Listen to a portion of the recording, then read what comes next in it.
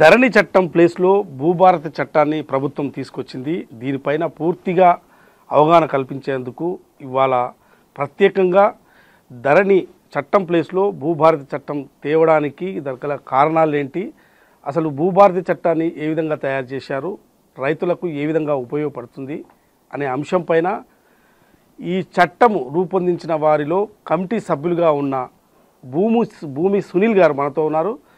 అంటే ఆయన ఇంటి పేరు ఏంటో తెలియదు కానీ మొత్తం మీద ఆయన భూమి సునీల్ అనేది మాత్రం ఇవాళ, ఎందుకంటే ఈ భూ చట్టాలపైన పూర్తిగా అవగాహన కల్పిస్తున్నారు కాబట్టి ఆయన పేరే ఇవాళ భూమి సునీల్గా పేరు మారిపోయింది. ఇలా ఈ చట్టం రూపొందించిన వారిలో ఆయన ఒక సభ్యులుగా ఉన్నారు.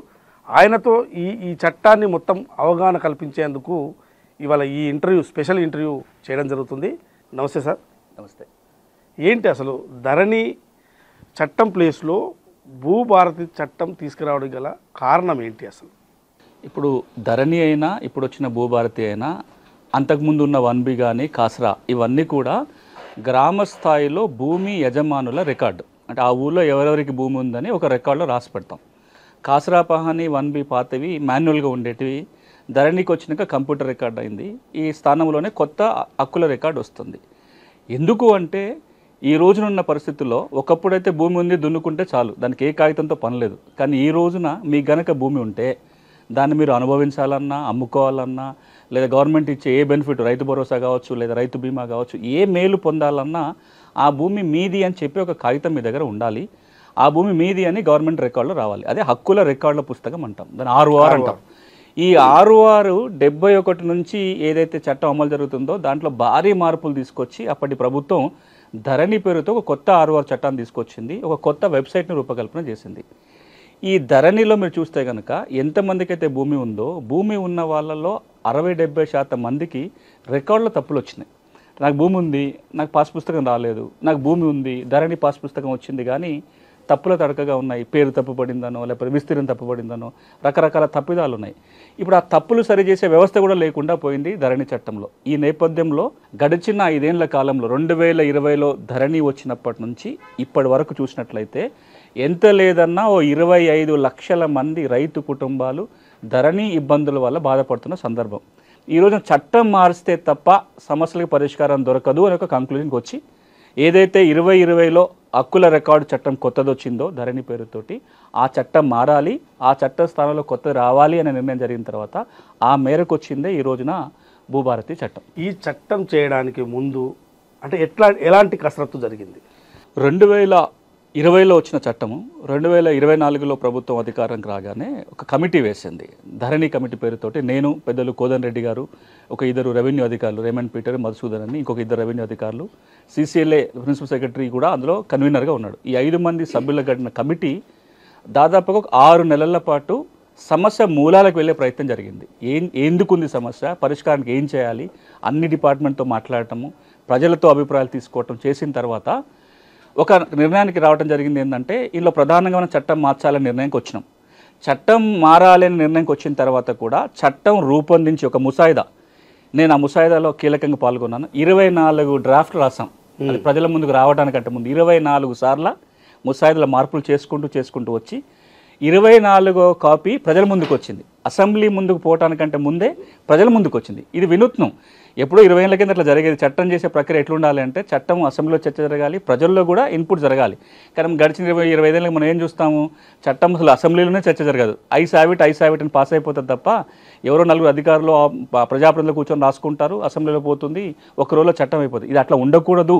ప్రజలకు తీసుకెళ్ళి ప్రజల అభిప్రాయాల మేరకు చేయాలనే ఉద్దేశంతో ఒక నెల రోజుల పాటు ఈ చట్టాన్ని ప్రజల మధ్యలో ఉంచి వారి అభిప్రాయాలు తీసుకొని ఒక మళ్ళీ కొత్త డ్రాఫ్ట్ తయారు చేశాం. అంటే ప్రజల్లో ఎలాంటి సమస్యలు ఉన్నాయి, రైతులకు ఈ చట్టంలో మనం ఏదైతే పెడుతున్నామో ఈ సెక్షన్స్ బాగానే ఉన్నాయా, ఇంకేమైనా పెట్టాలా, ఇంకే విధంగా సెక్షన్స్ మార్చాలా, వీటన్నిటిని కూడా అభిప్రాయ సేకరణ జరిగింది. చాలామంది ఉత్తరాలు రాశారు, ఈ సెక్షన్ బాగుంది, దీంట్లో ఇది పెడితే బాగుంటుంది, ఈ పలానా సమస్యకు దీంట్లో పరిష్కారం లేదు, మీరు పరిష్కారం సూచించండి అని. వీటి అభిప్రాయాలన్నింటినీ క్రోడీకరించి మళ్ళీ కొత్త ముసాయిదా చేయడం జరిగింది. ఇక మీరు ఇంత మొత్తం ప్రక్రియలో ఎప్పుడు జరగనట్టుగా ముఖ్యమంత్రి గారే దాదాపు 8-9 సమావేశాలు గంటల కొద్దీ కూర్చొని సలహాలు సూచనలు ఇవ్వటం. జనరల్గా అధికారానికి రాగానే భూమి అనే అంశాన్ని లాస్ట్లో తీసుకుంటారు ఎప్పుడో, ఇది ఇంత కొంచెం సెన్సిటివ్గా ఉంటుంది కాబట్టి జనరల్గా పట్టించుకోరు. అలాంటిది ఆయన అధికారంలో వచ్చిన 3వ రోజునే భూమి మీద సమావేశం. అప్పటి నుంచి ముఖ్యమంత్రి కావచ్చు, రెవెన్యూ మంత్రి కావచ్చు, ఈ కసరత్తు అంతా అయిపోయి అప్పుడు అసెంబ్లీకి వచ్చింది. అసెంబ్లీలో చర్చ అయిన తర్వాత, చట్టం అయిన తర్వాత, చాలా చట్టాలు చట్టం వచ్చినాక రూల్స్ రావడానికి సంవత్సరాల తరబడి టైం పడుతుంది. 1971లో 6వ చట్టం కింద రూల్స్ రావడానికి 18 ఏళ్ళు పట్టింది. ధరణి చట్టం అయితే వచ్చింది 2020లో, కానీ రూల్స్ రాలేదు. నిన్న మొన్నటి దాకా ధరణి చట్టం అమలు ఉన్నంత కాలం కూడా చట్టం ఉంది, రూల్స్ లేకుండా చట్టం అమలు అవుతుంది. ఎట్లా అమలు చేయాలనే రూల్స్ ఏమీ లేదు, వాళ్ళ గైడ్లైన్స్ ఏమీ లేకుండానే అమలు జరుగుతుంది. కానీ అసెంబ్లీలో ఒక ప్రకటన ప్రభుత్వం ఏం చేసిందంటే, మేము చట్టం చేయటమే కాదు, చట్టం తెచ్చిన 3 నెలల్లోగా రూల్స్ కూడా రూపొందిస్తామని చెప్పి జనవరిలో చట్టం గవర్నర్ గారు ఆమోదం పొందింది. ఏప్రిల్ 14వ తారీఖున రూల్స్ కూడా రూపొంది చట్టము రూల్స్ ఏప్రిల్ 14వ తారీఖున ప్రభుత్వం అనౌన్స్ చేసింది, అమల్లోకి వచ్చింది. మీరు కనుక చూస్తే దాదాపుగా 14-15 నెలల పాటు చట్టం తేవాలనే ఆలోచన దగ్గర నుంచి చట్టం ముసాయిదా తయారయ్యి అందరి అభిప్రాయాలు తీసుకొని అసెంబ్లీ ఆమోదం, గవర్నర్ గారి ఆమోదం, రూల్స్, ఇంత భారీ కసరత్తు నాకు తెలిసి ఇటీవల ఏ చట్టం మీద ఇంత కసరత్తు జరగాలి. అంత కసరత్తు తర్వాత భూభారతి చట్టం ఈ రోజున తెలంగాణలో అమల్లోకి వచ్చింది. తెలంగాణలో ఎలాంటి భూ సమస్యలు ఉన్నాయి, ఇప్పుడు తెచ్చిన భూభారతి చట్టం ఏ విధంగా ఉపయోగపడుతుంది? తెలంగాణలో ఎట్లాంటి సమస్యలు ఉంటాయో ఒక అధ్యయనం చేశాం. నేను 21 సంవత్సరాలుగా భూ సమస్యల మీద పనిచేస్తున్నా. అయితే భూమికి ఎన్ని రోగాలు ఉన్నాయని అధ్యయనం చేశాం. మనిషికి రోగాలు ఉన్నట్టుగా భూమి హక్కుల రోగాలు కదా, 76 రకాల సమస్యలు గుర్తించాం ధరణికి ముందు. 2020 నాటికి ధరణి చట్టం రావడానికంటే ముందు భూములకు సంబంధించి తెలంగాణలో 76 రకాల భూమి సమస్యలు, 124 భూమి చట్టాలు, 76 రకాల సమస్యలు ఉన్నాయి. అంటే ఈ ధరణి రాకముందు ఆ చట్టంలో లేదా పరిష్కార మార్గాలు లేవా? ఉన్నాయి, కానీ చట్టాల పరిష్కార మార్గాలు ఉన్నా సమస్యలు తీరకుండా ఉన్నవి, రకరకాల సమస్యలు ఉన్నాయి. ధరణి వచ్చినప్పుడు ఏమన్నారంటే, ఈ అన్ని రకాల సమస్యలకి ధరణి పరిష్కారం, కొత్త రెవెన్యూ చట్టం వస్తుంది, ఈ సమస్యలన్నీ తీరిపోతాయని ఒక ఆశతోటి ఆ చట్టం వచ్చింది. దురదృష్టం ఏమైందంటే, కరోనాకు టీకా కనిపెడితే సైడ్ ఎఫెక్ట్లు కొన్ని రోగాలు వచ్చినట్టుగా ధరణి వచ్చిన తర్వాత రికార్డుల సమస్యకి పరిష్కారంగా ఏ ధరణి అయితే వచ్చిందో ఈ 76 సమస్యలకు అదనంగా ఇంకో 45 రకాల సమస్యలు సృష్టించారు. ఇంకో కొత్తగా 45 యాడ్ అయినాయి. గౌరవ హైకోర్టే ఈ 45 రకాలలో 20 రకాల సమస్యలు వాళ్ళే లిస్ట్ చేశారు. గౌరవ హైకోర్టు ఒక తీర్పు ఇచ్చుకుంటూ ధరణి వచ్చిన తర్వాత ఒక పలానా 20 రకాల సమస్యలు వచ్చినాయి, వీటికి మరి పరిష్కారం వెతకండి అని ప్రభుత్వాన్ని ఆదేశించింది అప్పుడు హైకోర్టు. మేము ఆ లిస్ట్ కాదు, 20 కాదు, ఉన్నాయి 45 అని చెప్పి మేము ఇంకొక లిస్టు చూపించడం జరిగింది. అంటే ఈ రోజున 100 రకాల పైగా సమస్యలు ఉన్నాయి. ఒక్క మాటలో చెప్పాలంటే భూమి ఉంది కానీ రికార్డులో తప్పులు ఉన్నాయి, లేదా రికార్డుకి ఎక్కలేదు అని చెప్పే వాళ్ళే 20 లక్షల పైగా ఉంటారు. ఈ రోజున ఈ భూభారతి చట్టం ఏదైతే వస్తుందో దాదాపుగా ఈ 20-25 లక్షల మంది భూమి ఉంది రికార్డుకి ఎక్కలేదనో, రికార్డుకి ఎక్కినాం కానీ తప్పులు ఉన్నాయని ఎవరైతే చెప్తున్నారో వాళ్ళందరికీ ఈ భూభారతి చట్టం ఒక పరిష్కారం చూపిస్తుంది. అంటే భూమి ఉన్న వాళ్ళందరికీ రికార్డుకి వస్తుంది, పాస్ పుస్తకం వస్తుంది. కానీ ఇవి కాకుండా ఇంకొక 20-30% సమస్యలు వేరే రకాలు ఉంటాయి. అది అసైన్మెంట్ పీఓటీ సమస్యలు కావచ్చు, టెనెన్సీ సమస్యలు కావచ్చు, ఎల్టీఆర్ సమస్యలు కావచ్చు, వాటికి మనం వేరే చట్టాల కింద పరిష్కారం వెతకాలి. ప్రభుత్వం ఒక మాట ఏమన్నదంటే, ఈ రోజున మేము కొత్త 6వ చట్టం భూభారతి పేరుతో తెచ్చాము, రాబోయే రోజుల్లో మిగతా అన్ని చట్టాలను కలిపి ఒకే ఒక రెవెన్యూ చట్టం తీసే ప్రయత్నం, ఒక ల్యాండ్ చట్టము రెవెన్యూ కోడ్ తేవాలని ఆలోచన చేస్తున్నట్టుగా రెవెన్యూ మంత్రి గారు కూడా ప్రకటించారు. అది కనుక వస్తే మిగతా 20-30% సమస్యలకు కూడా తెలంగాణలో పరిష్కారం దొరుకుతుంది. సాదా బైనామా ద్వారా అంటే రైతులు ఎవరైనా భూమి కొనుగోలు చేస్తే ఇవాళ వచ్చిన భూభారతి చట్టము పరిష్కరిస్తుందా? తప్పకుండా. ఇన్ని రోజులు దొరకని సమస్యకు ఈ చట్టం పరిష్కారం ఇస్తుంది. 5 సంవత్సరాలుగా ధరణి వచ్చిన నాటి నుంచి 9,24,000 మంది చిన్న సన్నకారు రైతులు మేము సదా బైనామాల ద్వారా భూములు కొన్నాము, పట్టాలు ఇవ్వండి అని అప్పుడు ప్రభుత్వం అవకాశం ఇస్తే దరఖాస్తు పెట్టుకొని ఇప్పటిదాకా ఎదురు చూస్తున్నారు. ఆ దరఖాస్తుల పరిశీలన జరగలే. ఎందుకు జరగలేదు అంటే, అప్పుడు ప్రభుత్వం దరఖాస్తు అయితే తీసుకుంది కానీ పరిష్కారానికి చట్టంలో సెక్షన్ పెట్టలేదు. ధరణి చట్టంలో సాదా బైనామా పరిష్కారానికి అవకాశం లేకుండా పోయింది. భూభారతి చట్టం సెక్షన్ 6 కింద ఈ 9,24,000 దరఖాస్తులని ఆర్డీఓలు పరిశీలించి కొనుక్కున్న మాట వాస్తవమై కొనుగోలు చేసిన వ్యక్తి చేతిలో కనుక భూమి ఉంటే పట్టాలు వస్తాయి. ఇక్కడ మీకు ఇంకొక మాట గుర్తు చేయాలి. సాదా బైనామా సమస్య తెలంగాణ రాష్ట్రంలో అతి కీలకమైన భూమి సమస్య, చాలా ప్రధానమైనది. 1989 వరకు తెలంగాణ ఈ సమస్య లేదు. ఎందుకు లేదు అంటే, తెలంగాణలో అప్పటికి అమలు ఉన్న 6వ చట్టం ఏదైతే ఉందో, మనం 48లో చేసుకున్న 6వ చట్ట ప్రకారము తెలంగాణలో ఎవరు ఎట్ల భూమి కొనుక్కున్నా ఊళ్ళో జమాబందీ జరిగినప్పుడు తహసీల్దార్కి పట్టా ఇచ్చే అధికారం ఉండేది. మీరు రిజిస్ట్రేషన్ ద్వారా కొనుక్కున్నారు, ఆ డాక్యుమెంట్ ఆధారంగా పట్టా వచ్చేస్తుంది. నేను నోటి మాట ద్వారా కొనుక్కున్నా, తెల్ల కాగితాల మీద, స్టాంప్ కాగితాల మీద. మీరు వింటే ఆశ్చర్యపోతుంటారు, తెలంగాణలో కొన్ని ఎకరాల భూములు అగ్గిపెట్టి వెనకాల, సిగరెట్ పెట్టి వెనకాల దస్తావేజులు రాసుకున్నారు. అవి కోర్టుల సాక్ష్యం ఈ రోజున. నేను స్వయంగా చూసి ఆదిలాబాద్ జిల్లాలో ఆయన భూమి కొన్నాను నాదని చెప్తున్నాను. మీకు సాక్ష్యం ఏంది అంటే ఓ సిగరెట్ పెట్టే వెనకాల 16 ఎకరాలు కొన్నట్టుగా 5,000 రూపాయలు కట్టినట్టుగా నాది కాగితం ఉంది. ఈ కాగితాలన్నీ కూడా జమాబందీలో చెల్లుబాటు అయ్యేటి, పట్టాలు వచ్చేటి. ఎప్పుడైతే ఉమ్మడి ఆంధ్రప్రదేశ్లో ఆర్ఓఆర్ చట్టం 71లో చేసుకున్నామో ఆ చట్టం ఏమంటుందంటే మీరు భూమి కొంటే రిజిస్టర్డ్ దస్తావేజు ఉంటేనే పట్టా ఇవ్వడానికి అవకాశం. అది రూల్ పెట్టగానే తెలంగాణలో పెద్ద ఎత్తున 80వ దశకంలో గొడవ అయింది.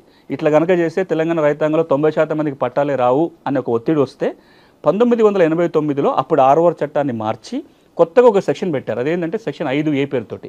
ఇదేం చెప్తుంది, ఎవరన్నా సాదా బైనామాల ద్వారా భూములు కొంటే మీరు తహసీల్దార్కి దరఖాస్తు పెట్టుకోండి, ఆయన ఎంక్వైరీ చేసి పట్టాలు ఇచ్చే అధికారం ఉంది.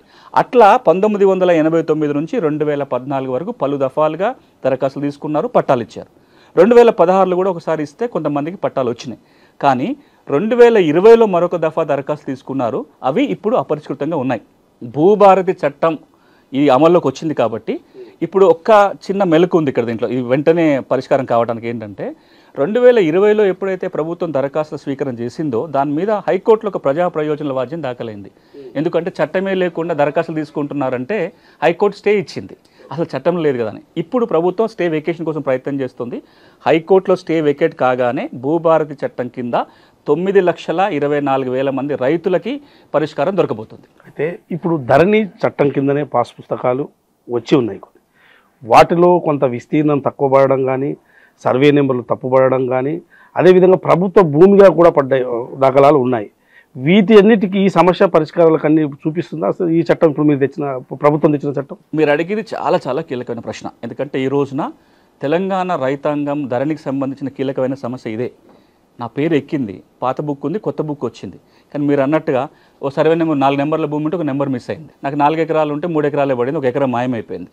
నా పట్టా భూమి కాస్త సర్కారు భూమి అని రాశారు, లేదా భూదాన్ భూమను వక్ఫ్ భూమను రాశారు, లేదా నా పేరు సునీల్ అయితే అనిల్ అని రాశారు, లేదా సునీల్ పేరు తీసుకెళ్ళి వేణుగోపాల్ గారి పేరు మీద పట్టా చేసేశారు. ఇప్పుడు ఇవన్నీ మార్చాలి అంటే అసలు ధరణి చట్టంలో వెసులుబాటే లేదు, అసలు మార్చే అధికారమే లేదు. లేకపోయినా గత 5 ఏళ్ళకి ఏం జరుగుతుంది అంటే ప్రభుత్వం ఒక సర్క్యులర్ జారీ చేసింది అప్పటి ప్రభుత్వం. ఆ సర్క్యులర్లో ఏం చెప్పారు, మీకు ఇట్లాంటి సమస్యలు కనుక ఉన్నట్లయితే ధరణిలో మాడ్యూల్స్ పెంచుకుంటూ వచ్చారు, 33 మాడ్యూల్స్ పెట్టారు. ఈ మాడ్యూల్స్ ద్వారా మీరు దరఖాస్తు పెట్టుకోండి, జిల్లా కలెక్టరో CCLAనో పరిష్కారం చేస్తారని పెట్టుకున్నారు సర్క్యులర్లో.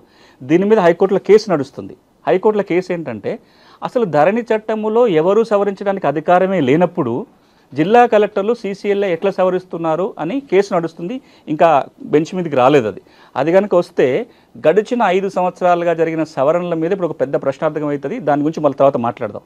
కానీ ఇప్పుడు భూభారతి చట్టం ఏమంటుందంటే సెక్షన్ 4 సబ్సెక్షన్ 5, సెక్షన్ 4 సబ్సెక్షన్ 6 ప్రకారం ఎవరికైనా ఈ విధంగా తప్పొప్పులు ఉన్నట్లయితే దరఖాస్తు పెట్టుకోవాలి. ఆన్లైన్లో దరఖాస్తు పెట్టుకోవచ్చు, లేదా రెవెన్యూ సదస్సులు జరిగినప్పుడు మాన్యువల్గా దరఖాస్తు పెట్టుకుంటే మీ భూమి విలువ 5 లక్షల వరకు ఉంటే RDO, 5 లక్షలు దాటితే జిల్లా కలెక్టరు ఎంక్వైరీ చేసి ఇది వాస్తవం తేలితే ఒక ఉత్తర్వులు ఇచ్చి రికార్డులో మారుస్తారు. పర్టికులర్గా ఒక అంశము, ఒక రైతు మీద ఉన్న భూమి 2018లో ధరణి అంటే చట్టం ఇది ధరణి చట్టం అమలులోకి వచ్చిన తర్వాత ఆ రైతుకు తెలియకుండానే ఇంకో రైతు మీదకి మార్పు జరిగి పాస్ పుస్తకాలు వచ్చినాయి.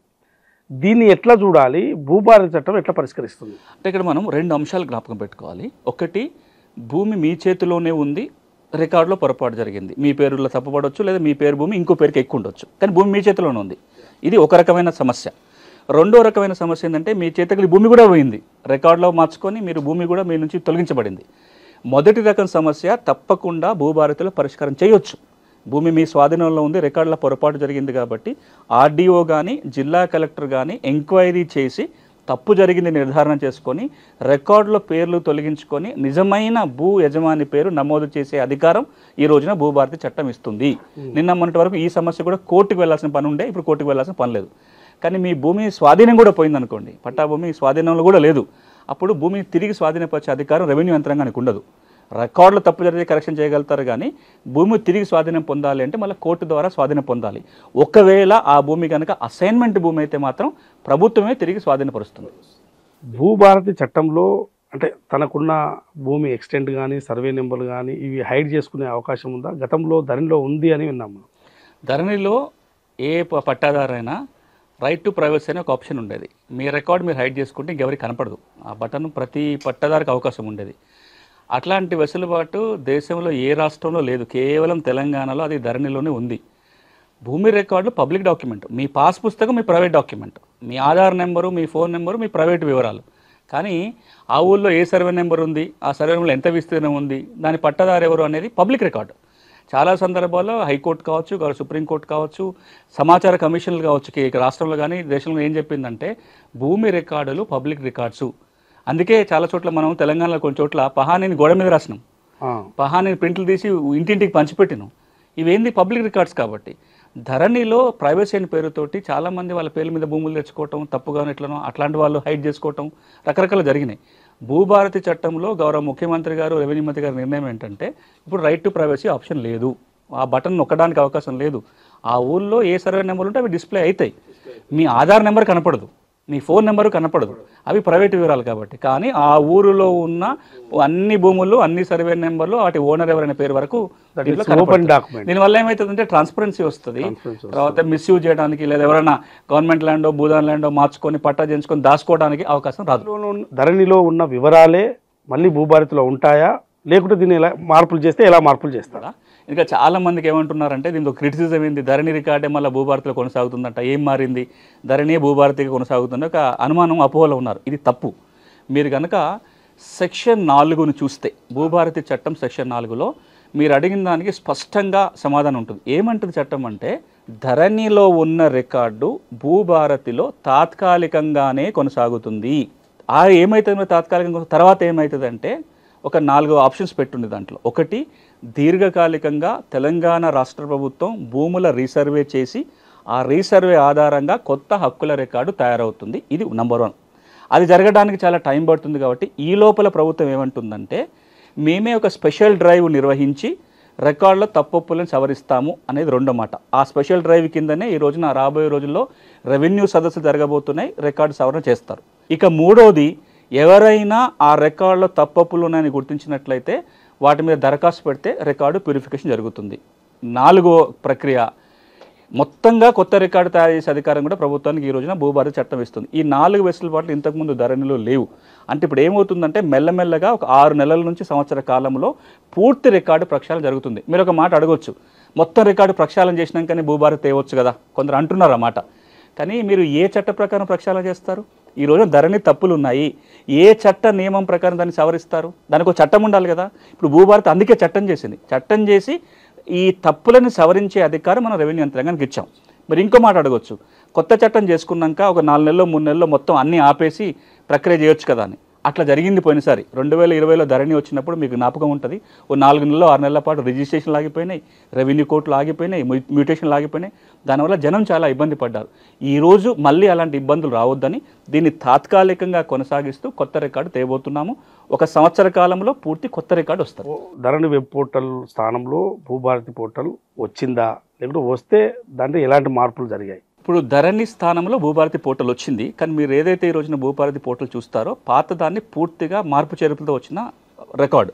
అంటే మోడల్స్ మారిపోయినాయి, దాని సాఫ్ట్వేర్లో మార్పులు, దాంట్లో తప్పులన్నీ సవరిస్తూ అంటే ఒక రినోవేటెడ్ పోర్టల్ మనకు కనపడుతుంది. ఉన్న ఇల్లునే కొంత రిపేర్ చేసుకొని దాన్ని కొనసాగిస్తున్నాము. ప్రభుత్వం ఇంకో నిర్ణయం ఏం తీసుకుందంటే ఇందులో చాలా లోపాలు ఉన్నాయి కాబట్టి ఒక 6 నెలల నుంచి సంవత్సర కాలంలోగా పూర్తి కొత్త వెబ్సైట్ నిర్మాణం చేయడానికి కోసం నిర్ణయం తీసుకుంది. బడ్జెట్ కేటాయింపు అయిపోయింది, ఆ ప్రక్రియ మొదలైంది. అంటే ఇంకొక 6 నెలలు సంవత్సర కాలంలో పూర్తి కొత్త వెబ్సైట్ వస్తుంది. ఆ లోపల మనం దీన్ని కొనసాగిస్తున్నాము పూర్తి మార్పులతోటి. ఆ కంపారిజన్ చూసినట్లయితే ధరణిలో ఏవేవైతే లోపాలు ఉన్నాయో సాధ్యమైనంత వరకు దాన్ని ఎన్ఐసి రెక్టిఫై చేసింది. నిన్న మొన్నటి వరకు ధరణి వెబ్ పోర్టల్ అనేది ఒక ప్రైవేట్ కంపెనీ చేతిలో ఉండేది. దాని మీద పెద్ద క్రిటిసిజం వచ్చింది, అది ఫారెన్ కంపెనీ, రికార్డులకు భద్రత లేదు. ఇప్పుడు కేంద్ర ప్రభుత్వం సంబంధించిన నేషనల్ ఇన్ఫర్మేటిక్స్ సెంటర్ ఎన్ఐసి చేతికి రికార్డు వెబ్సైట్ వచ్చేసింది. ఇప్పుడు ఎన్ఐసి వాళ్ళే ఈ మార్పులన్నీ చేశారు. ఇంకా అవసరం కొద్దీ మార్చుకుంటూ పోతున్నారు. ఒక 6 నెలల్లో పూర్తి కొత్త వెబ్సైట్ అందుబాటులోకి వస్తుంది. ప్రధానంగా రాష్ట్రంలో విన్నది ఏంటి అంటే ధరణి చట్టం వచ్చిన తర్వాత నిషేధిత జాబితా అనేది పెద్ద సమస్యగా ఉన్నది. ఇది పట్టా భూములు కూడా నిషేధిత జాబితాలో పడ్డ దాఖలాలు చాలా ఉన్నాయి. సో దానికి ఎట్లాంటి పరిష్కార మార్గం చూపుతుంది భూభారతి చట్టం? ఒక్కసారి మీరు ఆ సమస్య మూలానికి పోతే సమస్య పరిష్కారం గురించి మాట్లాడతాను. ఇది 2007 నుంచి వచ్చిన సమస్య.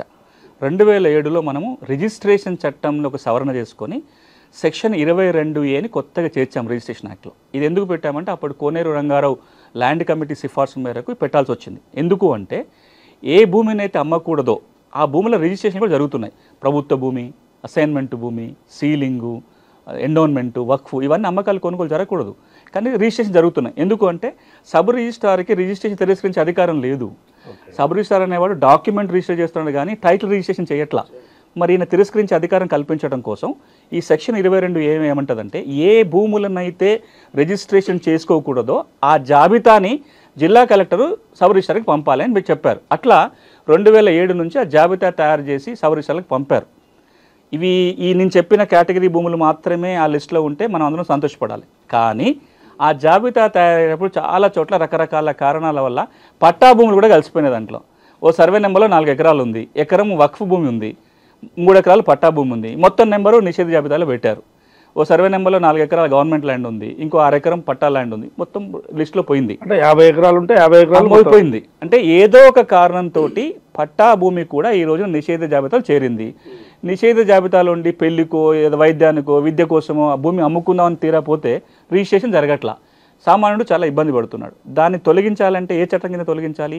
రిజిస్ట్రేషన్ చట్టం కింద జిల్లా కలెక్టర్కి కానీ వక్ఫ్ ట్రిబ్యునల్కి, ఎండోన్మెంట్ ట్రిబ్యునల్కి మాత్రమే అధికారాలు ఉన్నాయి కాబట్టి ఏం చేయడానికి అవకాశం లేదు. ఈ రోజున ఆ జాబితా మాత్రం మీకు భూభారతి వెబ్సైట్లో ఉంటుంది తప్ప ఆ జాబితా సవరణ జరగాలంటే మాత్రం రిజిస్ట్రేషన్ చట్టం కింద జరగాలి, భూభారతి చట్టం కింద కాదు. కానీ ప్రభుత్వం ఏమంటుందంటే రెవెన్యూ సదస్సు జరిగినప్పుడు ఈ నిషేధ జాబితాలో సమస్యలు ఉంటే కూడా దరఖాస్తు పెట్టుకోవచ్చు, వాటి పరిష్కారం కూడా చేస్తామని ప్రభుత్వం చెప్తుంది. కాబట్టి అది భూభారతి చట్టం పరిధిలో రాకపోయినా పరిష్కారం దొరికే అవకాశం అయితే ఈ రెవెన్యూ సదస్సులో ఉంటుంది. ఇప్పుడు పాత చట్టం కింద వచ్చిన ధరణి చట్టం కింద వచ్చిన పాస్ పుస్తకాలు చెల్తాయా? మళ్ళీ ఇప్పుడు భూభారతి చట్టం కింద మళ్ళీ అప్లై చేసుకోవాలి? ఏదో ఒక కన్ఫ్యూజన్ అయితే కొంతమంది క్రియేట్ చేసే ప్రయత్నం చేస్తున్నారు. ధరణి పుస్తకాలలో ఉన్న వాళ్ళందరూ మళ్ళీ పోయి భూభారతి పుస్తకానికి దరఖాస్తు పెట్టుకోవాలని అవసరం లేదు. చట్టం ఈ విషయంలో చాలా స్పష్టంగా సెక్షన్ 10లో ఏం చెప్తుందంటే ఈ రోజున ఎవరెవరికైతే ధరణి చట్టం కింద పాస్ పుస్తకాలు ఉన్నాయో అవన్నీ చెల్లుబాటు అవుతాయి. భూభారతి చట్టం కింద కూడా అవి పాస్ పుస్తకం కింద పరిగణించాలి. కానీ మీకు ఆ పుస్తకంలో తప్పులుంటే దరఖాస్తు పెట్టుకోవచ్చు, నాలుగు ఇబ్బందులు ఉంటే దరఖాస్తు పెట్టుకోవచ్చు. అంటే సర్వే నెంబర్లు కానీ విస్తీర్ణం ఏదైనా అట్లాంటివి ఒకటి. రెండోది, ఇప్పుడు భూభారతికి ఒక కొత్త అవకాశం ప్రతి రైతుకి ఇస్తుంది. ఈ రోజున ధరణి పాస్ పుస్తకాలు ఉన్న ప్రతి భూ యజమాని కూడా ఒక అమోఘమైన అవకాశం భూభారతి ఏమిస్తుందంటే మీ పుస్తకంలో మీ భూమి పట్టాన్ని ప్రింట్ చేయించుకోవచ్చు. ఇప్పటిదాకా లేదు ఎక్కడ. మీ భూభారతి అంటే ధరణి పాస్ పుస్తకాలు ఏముంటుంది? యజమాని వివరాలు, సర్వే నెంబరు, విస్తీర్ణము ఎట్లొచ్చిందని ఉంటుంది తప్ప ఆ ల్యాండ్ పటం ఉండదు, దాంట్లో సర్వే మ్యాప్ ఉండదు. ఇప్పుడు సెక్షన్ 10 భూభారతి చట్టం ఏమంటదంటే మీ పుస్తకంలో మీ భూమి పటం తెచ్చుకోవచ్చు. ఎట్లా తెచ్చుకోవచ్చు అంటే ప్రభుత్వం ఒక 6,000 మంది లైసెన్స్ సర్వేలను రిక్రూట్ చేస్తుంది. ఆల్రెడీ నోటిఫికేషన్ వచ్చింది కొత్తగా. ఆల్రెడీ 1,500 మంది ఉన్నారు. అంటే ఒక 7,500 మంది లైసెన్స్ సర్వేయర్లు రాబోయే 6 నెలల్లో అందుబాటులోకి వస్తారు. మీరు వాళ్ళకి దరఖాస్తు పెట్టుకొని ప్రీమియం ఉంటుంది, 500 రూపాయలు 1000 రూపాయల ఫీజు ఉంటుంది. అది కడితే లైసెన్స్ సర్వేయర్ వచ్చి మీ భూమి కొలుస్తాడు, ఒక పటం తయారు చేస్తాడు. ఈ పటం తీసుకొని మీరు తహసీల్దార్కి దరఖాస్తు పెట్టుకుంటే మండల్ సర్వేతో వ్యాలిడేట్ చేయించుకుంటే మీ పాస్ పుస్తకంలో మీ భూమి పటం రాబోతుంది. అది ఒక అవకాశం ఇప్పుడు భూభారతి చట్టం ద్వారా వస్తుంది. పహాని మళ్ళీ రాస్తారా? రాస్తే ఈ రికార్డు ఎవరు రాస్తారు, ఎలా నిర్వహిస్తారు? పహాని వస్తుంది, పహాని రాయరు. ఇది కూడా రెండు కొంచెం తేడాలు ఉన్నాయి. 2020 ధరణి చట్టం వచ్చేంత వరకు మనం గ్రామ స్థాయిలో దాదాపుగా 11 రికార్డులను నిర్వహించేవాళ్ళం. అందులో కీలకమైనది పహాని. మనకు నిజాం జమానాలో గ్రామ స్థాయిలో 44 భూమి రికార్డులు ఉండేవి విలేజ్లో. అవి తగ్గించుకుంటూ 96కి వచ్చేసరికి 11 రికార్డులు అయినాయి. ఆ 11లో 3వ నెంబర్ రికార్డే పహాని. ధరణి రాగానే పహాని రాయటం ఆగిపోయింది, లేదు. దానివల్ల చాలా చిక్కులు వచ్చినాయి. మీలాంటి వాళ్ళు కూడా చాలా సందర్భాల్లో దాని గురించి మాట్లాడారు. పహాని ఉంటే అనువాదార కాలం ఉండేది, దాంట్లో వాళ్ళకి అనువాదార కలిసి ఒక ఆధారం దొరికేది, ఎవరు భూమి దున్నుకుంటున్న వివరాలు ఉండేవి. ఎప్పుడైతే పహాని ఆపేశారో ఈ భూమి దున్నుకున్న తరాలబడి భూమి దున్నుకుంటూ కూడా పట్టాకాలం ఎక్కని వాళ్ళందరికీ ఇబ్బందులు వచ్చినాయి. సో ఈ రోజున భూభారతి చట్టం ఏమంటుందంటే పహానీతో పాటు మరొక 3 గ్రామ రెవెన్యూ లెక్కలు మళ్ళీ రాయబోతున్నారు, మెయింటైన్ చేయబోతున్నారు. ఏంటవి? పహాని, మార్పుల రిజిస్టరు, ప్రభుత్వ భూముల రిజిస్టరు, ఇరిగేషన్ సోర్స్ రిజిస్టర్ అంటే నీటి వనరుల రిజిస్టర్. ఈ 4 వస్తాయి. వీటిని ఎట్లా రాస్తారంటే ఇంతకు మునుపులాగా మాన్యువల్గా రాసి కంప్యూటర్లో పెట్టడం కాదు, నిర్వహణ కంప్యూటర్లోనే జరుగుతుంది. అంటే ఇప్పుడు ఏదైతే ఆర్ఓ రికార్డు మనం మెయింటైన్ చేస్తాం దీని ఆధారంగా గ్రామ రెవెన్యూ లెక్కలు తయారవుతాయి. అంటే ఇక్కడ గ్రామ లెక్కలు వస్తాయి, కానీ ఇంతకు మునుపు ఉన్న ఫ్రాడ్ జరిగే అవకాశం లేదు.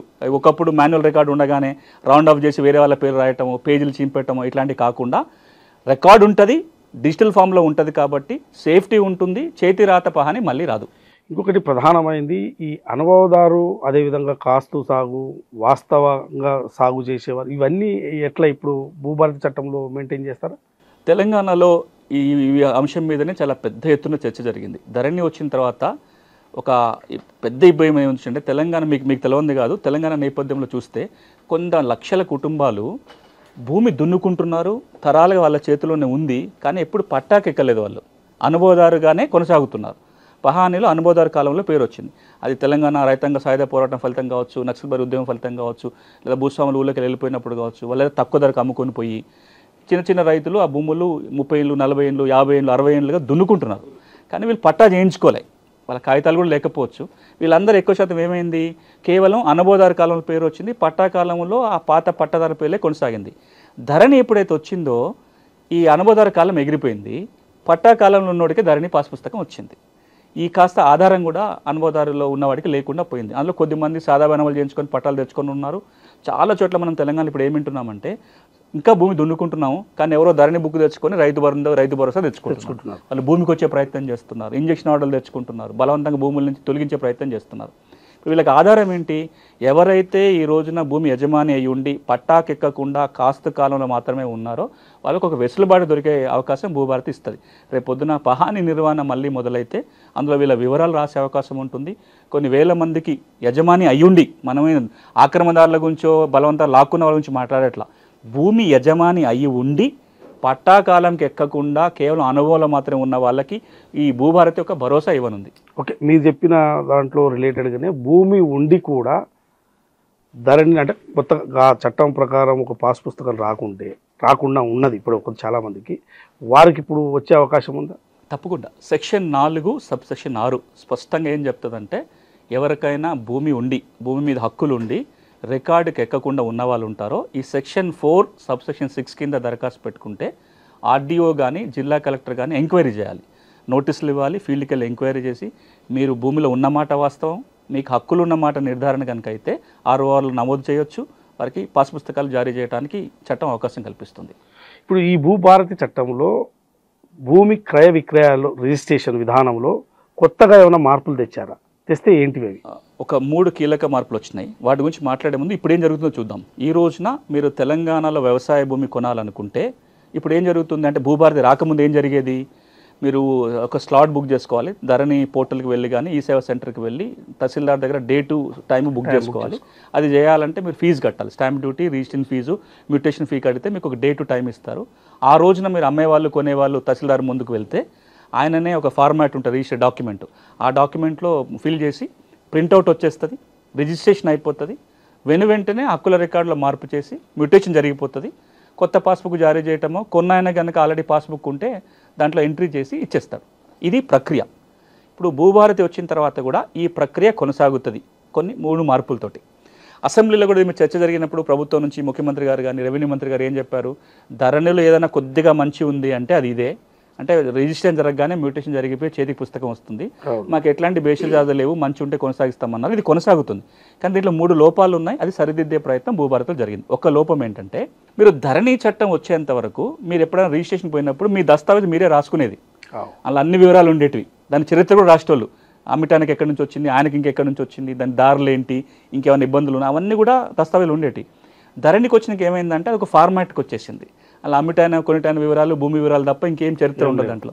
దీనివల్ల ఏమవుతుందంటే వివాదాలు వచ్చినప్పుడు పరిష్కారానికి చాలా ఇబ్బందులు వస్తున్నాయి. గౌరవ ముఖ్యమంత్రి గారు కూడా పలు సందర్భాల్లో దీని గురించి మాట్లాడారు. టైటిల్ వివాద పరిష్కారానికి ఇది ఒక చిక్కుగా మారింది, దీన్ని మార్చాలని. ఇప్పుడు భూభారతి చట్టం ఏమంటుందంటే మీ దస్తావేజ్ మీరే రాసుకోవచ్చు, మీరు కావాలంటే ఫార్మాట్ వాడుకోవచ్చు, లేదా మీరు కావాలంటే మీ దస్తావేజ్ రాసుకొని వచ్చినా దాన్ని రిజిస్ట్రేషన్ చేయొచ్చు. ఇది ఒక మార్పు. రెండో మార్పు ఏంటంటే ధరణి ఉన్నప్పుడు ఒక మ్యూటేషన్ జరిగిపోయింది, మీరు నాకు అమ్మారు, వెంటనే మ్యూటేషన్ అయిపోయింది. అసలు మీరు ఆల్రెడీ ఇంకెవరికి అమ్ముంటారు, ఆయన రిజిస్ట్రేషన్ చేసుకోలే, మీ పేరు కొనసాగి మీరు వచ్చి అమ్మేశారు, నా మ్యూటేషన్ మీద ఇప్పుడు అభ్యంతరం ఉంది. మ్యూటేషన్ మీద అభ్యంతరం ఉంటే కోర్టుకు వెళ్ళడం తప్ప వేరే మార్గం ఉండేది కాదు ధరణిలో. భూభారత్ ఏమంటుందంటే ఈ మ్యూటేషన్ మీద కనుక అభ్యంతరం ఉంటే, అమ్మకాలు కొనుగోలు జరిగినప్పుడు డాక్యుమెంట్ రిజిస్ట్రేషన్ మీద అభ్యంతరం ఉంటే ఏం చేయలేం, కానీ మ్యూటేషన్ కూడా అభ్యంతరం ఉంటే కోర్టుకు వెళ్ళాల్సిన పని లేదు. ఆర్డీఓకి మొదటి అప్పీల్ చేసుకోవచ్చు, జిల్లా కలెక్టర్కి రెండో అప్పీల్ కింద వెళ్ళే అవకాశం ఉంది. ఇది రెండో మార్పు. ఇక మూడో మార్పు, ఇది తెలంగాణలో ఒక రెవల్యూషనరీ చేంజ్ తేబోతున్న మార్పు. ఇదేంటి, రాబోయే రోజులలో ప్రభుత్వం ఒక డేట్ చెప్తుంది. ఆ డేట్ నుంచి ఈ మూడో నియమం అమల్లోకి వస్తుంది. అదేంటంటే మీ భూమి రిజిస్ట్రేషన్ చేసుకునే ముందే మ్యాప్ కంపల్సరీ. మీరు లైసెన్స్ సర్వే దగ్గరికి పోయి మీరు ఏ భూమి అయితే కొంటున్నారో దాన్ని సర్వే చేయించుకొని ఆ మ్యాప్ని మీ దస్తావేజీకి దత్తపరిచిన మాత్రమే రిజిస్ట్రేషన్ అవుతుంది.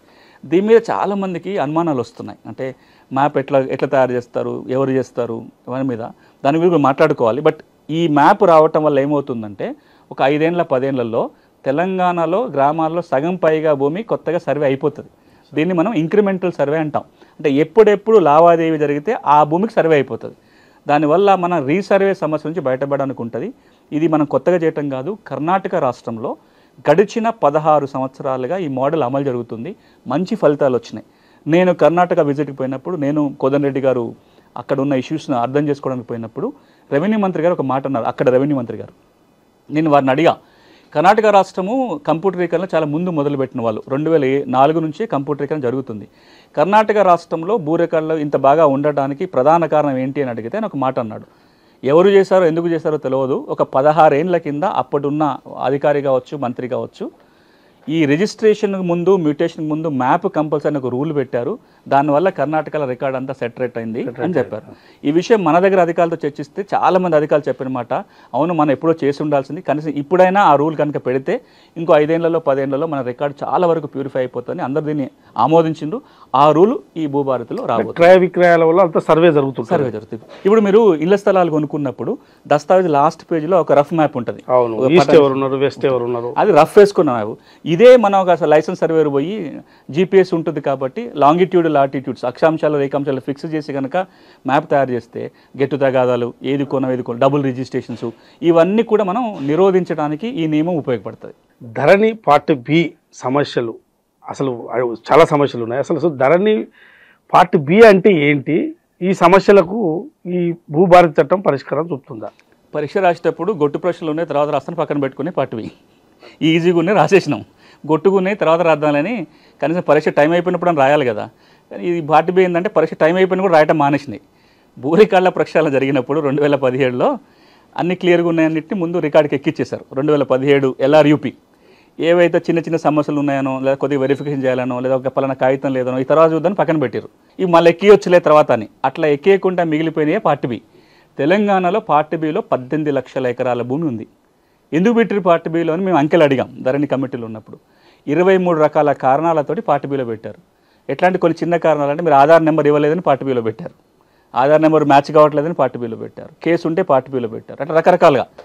ఇప్పుడు ఈ 18 లక్షల ఎకరాలు ఏమవుతుంది అంటే అంతకుముందు వాళ్ళకి పాస్బుక్ ఉండి ఉంటుంది 71 చట్టం కింద. ఓకే, పార్ట్ బిలో పెట్టడం వల్ల ధరణి బుక్ రాలేదు.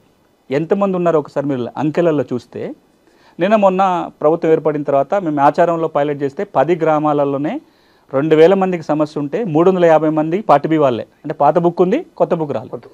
గత నెల ప్రభుత్వం ఈ 4 మండలాల్లో పైలట్ నిర్వహించి రెవెన్యూ సదస్సులు పెట్టి దరఖాస్తులు తీసుకుంటే దాదాపు 12,000 దరఖాస్తులు వచ్చినాయి. 3,500 మంది పార్ట్ బి, అంటే పాత పాస్బుక్ ఉంది కొత్తది రాని వాళ్ళు. అంటే అంతమందికి పాత బుక్ ఉండి కొత్తది ఎందుకు రాలేదు అంటే పార్ట్ బిలో ఉన్నారు. ఇప్పుడు భూభారతి చట్టం ఏమంటుందంటే పార్ట్ బిలకు కూడా సెక్షన్ 4 కింద దరఖాస్తు పెట్టవచ్చు. ఆర్డీఓ కానీ కలెక్టర్ కానీ పరిష్కారం చేసి పాస్బుక్లు ఇవ్వచ్చు. ఓకే, భూభారతి చట్టం ద్వారా అంటే కొనుగోలు చేసిన భూమికి మ్యూటేషన్ ఏ విధంగా చేస్తారు, దాని ప్రక్రియ ఎట్లా జరుగుతుంది? అంటే ఇప్పుడు మనం ఇంతకుముందు మాట్లాడింది కొనుగోలుకు సంబంధించింది. ఆటోమేటిక్ ఇంతకుముందు జరిగింది రిజిస్ట్రేషన్ కాగానే మ్యూటేషన్ అయిపోతుంది. నేను ఇంతకుముందు మార్పు పాస్ పుస్తకం వచ్చే టైం ఎంత, డ్యూరేషన్ ఇదంతా ఉంటుంది కదా. ఇప్పుడు మళ్ళీ 3 రకాలుగా ఉంటాయి మ్యూటేషన్స్. ఇప్పుడు మనం ఏమంటున్నాం అంటే భూభారతి చట్టము ధరణి చట్టానికి ఒక ప్రధాన వ్యత్యాసం చూస్తే, భూమి హక్కు ఏ విధంగా వచ్చినా రికార్డుకి ఎక్కించే బాధ్యత ప్రభుత్వం మీద ఉంటుంది. అది నేను కొనుగోలు చేస్తే రావచ్చు, వారసత్వంగా రావచ్చు, కోర్టు డిగ్రీ రావచ్చు, ఏదైనా రకరకాల 30/18 13B రకరకాల మార్గాల్లో రావచ్చు. 1971 6వ చట్టం ఏముండేదంటే మీకు ఏ విధంగా భూమి మీద హక్కు సంక్రమించినా రికార్డుకి ఎక్కించే బాధ్యత తహసీల్దార్ మీద ఉండేది. రికార్డుకి ఎక్కేది, పాస్బుక్ వచ్చేది. ధరణికి వచ్చేసరికి కేవలం 3-4 వాటినే గుర్తించారు: కొనుగోలు, వారసత్వం, కోర్టు డిగ్రీనే. కానీ భూభారతి ఏమంటుందంటే ఒక వ్యక్తికి 18 రకాలుగా భూమి రావచ్చు అని లిస్ట్ చేసి ఈ 18 రకాలుగా భూమి వస్తే ఏ విధంగా రికార్డుకి ఎక్కించాలి, ఏ విధంగా పాస్బుక్ ఇవ్వాలి అనేది 3 సెక్షన్లో విడగొట్టి పెట్టడం జరిగింది. Section 5, section 7, section 8. మనం ఇంతకుముందు మాట్లాడుకున్నది సెక్షన్ 5. కొనుగోలు ద్వారా కనుక భూమి వస్తే ఎట్లా మ్యూటేషన్ జరుగుతుందని మనం ఇంతకుముందు మాట్లాడాం. ఇక మిగతా అంశాలన్నీ కూడా సెక్షన్ 7లో, సెక్షన్ 8లో ఉంటాయి. సెక్షన్ 7 అనేది వారసత్వంగా వస్తే ఏం చేయాలనేది దాంట్లో చెప్తాను జరుగుతుంది. సెక్షన్ 8 అనేది ఇతర పద్ధతుల్లో భూమి వస్తే మ్యూటేషన్ ఎట్లా అనేది దాంట్లో ఉంటుంది. కొనుగోలు చేసినప్పుడు మాత్రం వెంటనే జరిగిపోతుంది. రిజిస్ట్రేషన్ జరగగానే మ్యూటేషన్ జరిగిపోతే టైం గ్యాప్ ఏదీ లేదు.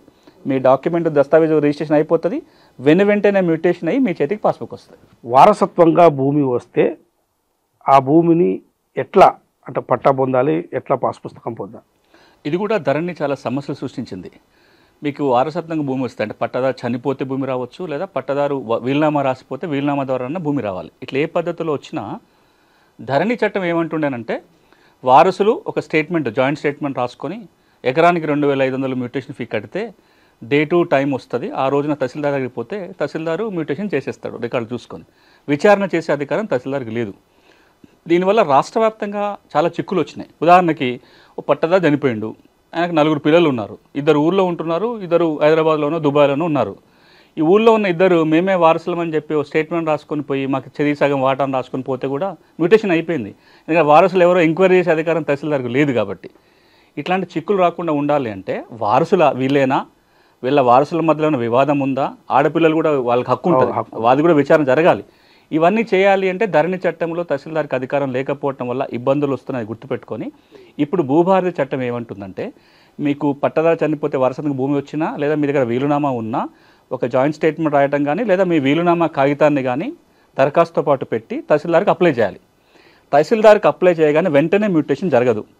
30 రోజుల్లోగా తహసీల్దారు ఎంక్వైరీ చేయాలి, వారసులకు నోటీసులు ఇవ్వాలి, విచారణ చేసి వారసుల మధ్యలో వాటా నిర్ధారణ చేసుకొని వివాదం లేదని నిర్ధారణకు వచ్చినాక 30 రోజుల్లో మ్యూటేషన్ చేస్తాడు. ఆ మ్యూటేషన్ ఆర్డర్ ద్వారానే రికార్డులో మార్పు వస్తుంది. ఇక చాలామందికి ఏమనుకోవచ్చు అంటే తహసీల్దార్ 30 రోజులుగా చేయకపోతే ఎట్లా, మళ్ళీ ఇంతకుముందులాగా 6 నెలల్లో సంవత్సరం కాలయాపన చేస్తే ఇబ్బంది అవుతుందని చాలామందికి అనుమానం ఉంటుంది. దీన్ని నివృత్తి చేయడం కోసం భూభారతి చట్టం ఏమంటుందంటే 30 రోజుల్లోగా కనుక తహసీల్దార్ మ్యూటేషన్ చేయకపోతే 31వ రోజు మీ దరఖాస్తులో ఏ విధంగా మీ వాటాల పంపిణీ అడిగారో ఆ మేరకు కంప్యూటర్ మ్యూటేషన్ చేసేస్తుంది. ఇది ఆటో మ్యూటేషన్ అంటాం. సో మీకు పాస్బుక్ వచ్చేస్తుంది. కానీ ఒక మండలంలో కనుక ఎక్కువ ఆటో మ్యూటేషన్ జరిగితే రెవెన్యూ అధికారులు వాళ్ళు రివ్యూ చేస్తారు, తహసీల్దార్ మీద చర్యలు తీసుకోవడానికి కూడా ఉంటుంది ఆటో మ్యూటేషన్ చేయకుండా. సో ఇదేమవుతుంది, వారసత్వంగా భూమి వస్తే విచారణ చేసి నిజమైన వారసులకి వాళ్ళ హక్కుల మేరకు మ్యూటేషన్ చేసే విధంగా సెక్షన్ 7 భూభారతి చట్టంలో పొందుపరిచారు. సో మొత్తం ఓవరాల్గా విచారణ జరగాల్సిందే వారసత్వం అనేది. ఇప్పుడు మీకు రిజిస్ట్రేషన్ జరిగినప్పుడైతే విచారణ లేదు, అప్పటికప్పుడే జరిగిపోతుంది. వారసత్వంగా భూమి వచ్చినప్పుడు మాత్రం స్థానికంగా విచారణ చేసిన తర్వాతనే మ్యూటేషన్. ఓకే, మరొకటి ప్రధానమైంది కోర్టు డిగ్రీ, లావణి పట్టా, 38 ఓఆర్సీ పొందిన ల్యాండ్స్ ఎవరైతే ఉంటారో రైతులు, వారు పాస్ పుస్తకం ఎలా పొందాలి భూభారతి చట్టం ద్వారా? ఇప్పుడు నాకు రకరకాలుగా భూమి వచ్చే అవకాశం. ప్రభుత్వం అసైన్మెంట్ పట్టా ఇచ్చింది ఒక పద్ధతి, లేదా నేను ఇనాం భూమికి ఓఆర్సీ తెచ్చుకున్నా, నా దగ్గర ఓఆర్సీ ఉంది కానీ ఇంకా పాస్బుక్ రాలేదు. నేను పీటీని అంటే రక్షిత కౌలుదారిని 38 సర్టిఫికేట్ తెచ్చుకునే అవకాశం నాకు ఉంది. ఆర్డీఓ నాకు 38 ఇచ్చాడు కానీ పాస్బుక్ రాలేదు.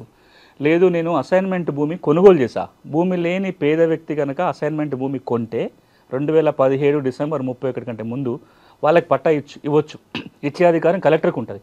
నాకు అట్లా సర్టిఫికేట్ వచ్చింది కానీ వీటిని ఏవి తీసుకొచ్చి ఆర్ఓఆర్లు ఎక్కియాలంటే ధరణిలో అవకాశం లేదు. ఓకే, ఇప్పుడు భూభారతి ఏమంటుందంటే మీరు చెప్పిన అన్నీ కూడా కోర్టు డిగ్రీ, 38 ఓఆర్సీ, 13B ఏ విధంగా భూమి వచ్చినా ఆర్డీఓకి దరఖాస్తు పెట్టుకోవాలి, ఆర్డీఓ విచారణ చేయాలి. మీకు హక్కులు వచ్చిన మాట వాస్తవం అయితే రికార్డుకి ఎక్కుతుంది, మీకు పాస్ పుస్తకం వస్తుంది. రికార్డులో పేరు ఉండి పాస్ పుస్తకం రాకపోతే భూభారతి చట్టం ద్వారా ఈ ఆప్షన్ ఉందా పాస్ పుస్తకం తెచ్చుకోవడానికి? తప్పకుండా. ఇప్పుడు ఎవరి పేరైతే రికార్డులో ఉంటుందో వాళ్ళకి పుస్తకం ఉండాలి. రికార్డు ఉండి కూడా పాస్ పుస్తకం రాని సందర్భాలు కొన్ని ఉండొచ్చు, వాళ్ళకి కొత్త పుస్తకం ఇష్యూ కాకపోవచ్చు. సెక్షన్ 10 భూభారతి చట్టం ఏమంటుందంటే మీ పేరు రికార్డులో ఉండి మీకు పాస్ పుస్తకం అందకపోతే 300 రూపాయలు ఫీజు కట్టి తహసీల్దార్కి దరఖాస్తు పెట్టుకుంటే కొత్త పాస్ పుస్తకం జారీ చేస్తారు. ఓకే, అసైన్డ్ భూములకు, లావణి పట్టా భూములకు మీరు అంటే కొత్తగా పాస్ పుస్తకాలు ఇస్తారా? ఇది అసైన్మెంట్ సమస్యలు 2 విధాలుగా చూడాలి. ఒకటి, అసైనీ ఉన్నాడు లేదా ఆయన వారసులకు భూమి వచ్చింది, అసైనీకి కొత్త బుక్ రాలేదు, లేదా అసైనీ వారసుల పేరు మీద మ్యూటేషన్ జరగలేదు, ఇట్లాంటి ఇబ్బందులు చాలా ఉన్నాయి. తెలంగాణ రాష్ట్రంలో 25 లక్షల ఎకరాల అసైన్మెంట్ భూమి ఉంది.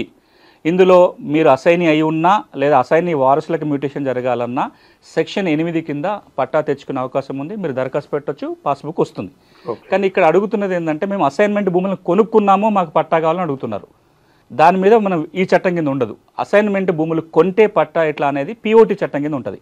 తెలంగాణ రాష్ట్రంలో అసైన్మెంట్ భూముల బదలాయింపు నిషేధ చట్టం 1977, దాన్నే మనం పిఓటి చట్టం అంటాం లేదా 9 of 77 అంటాం.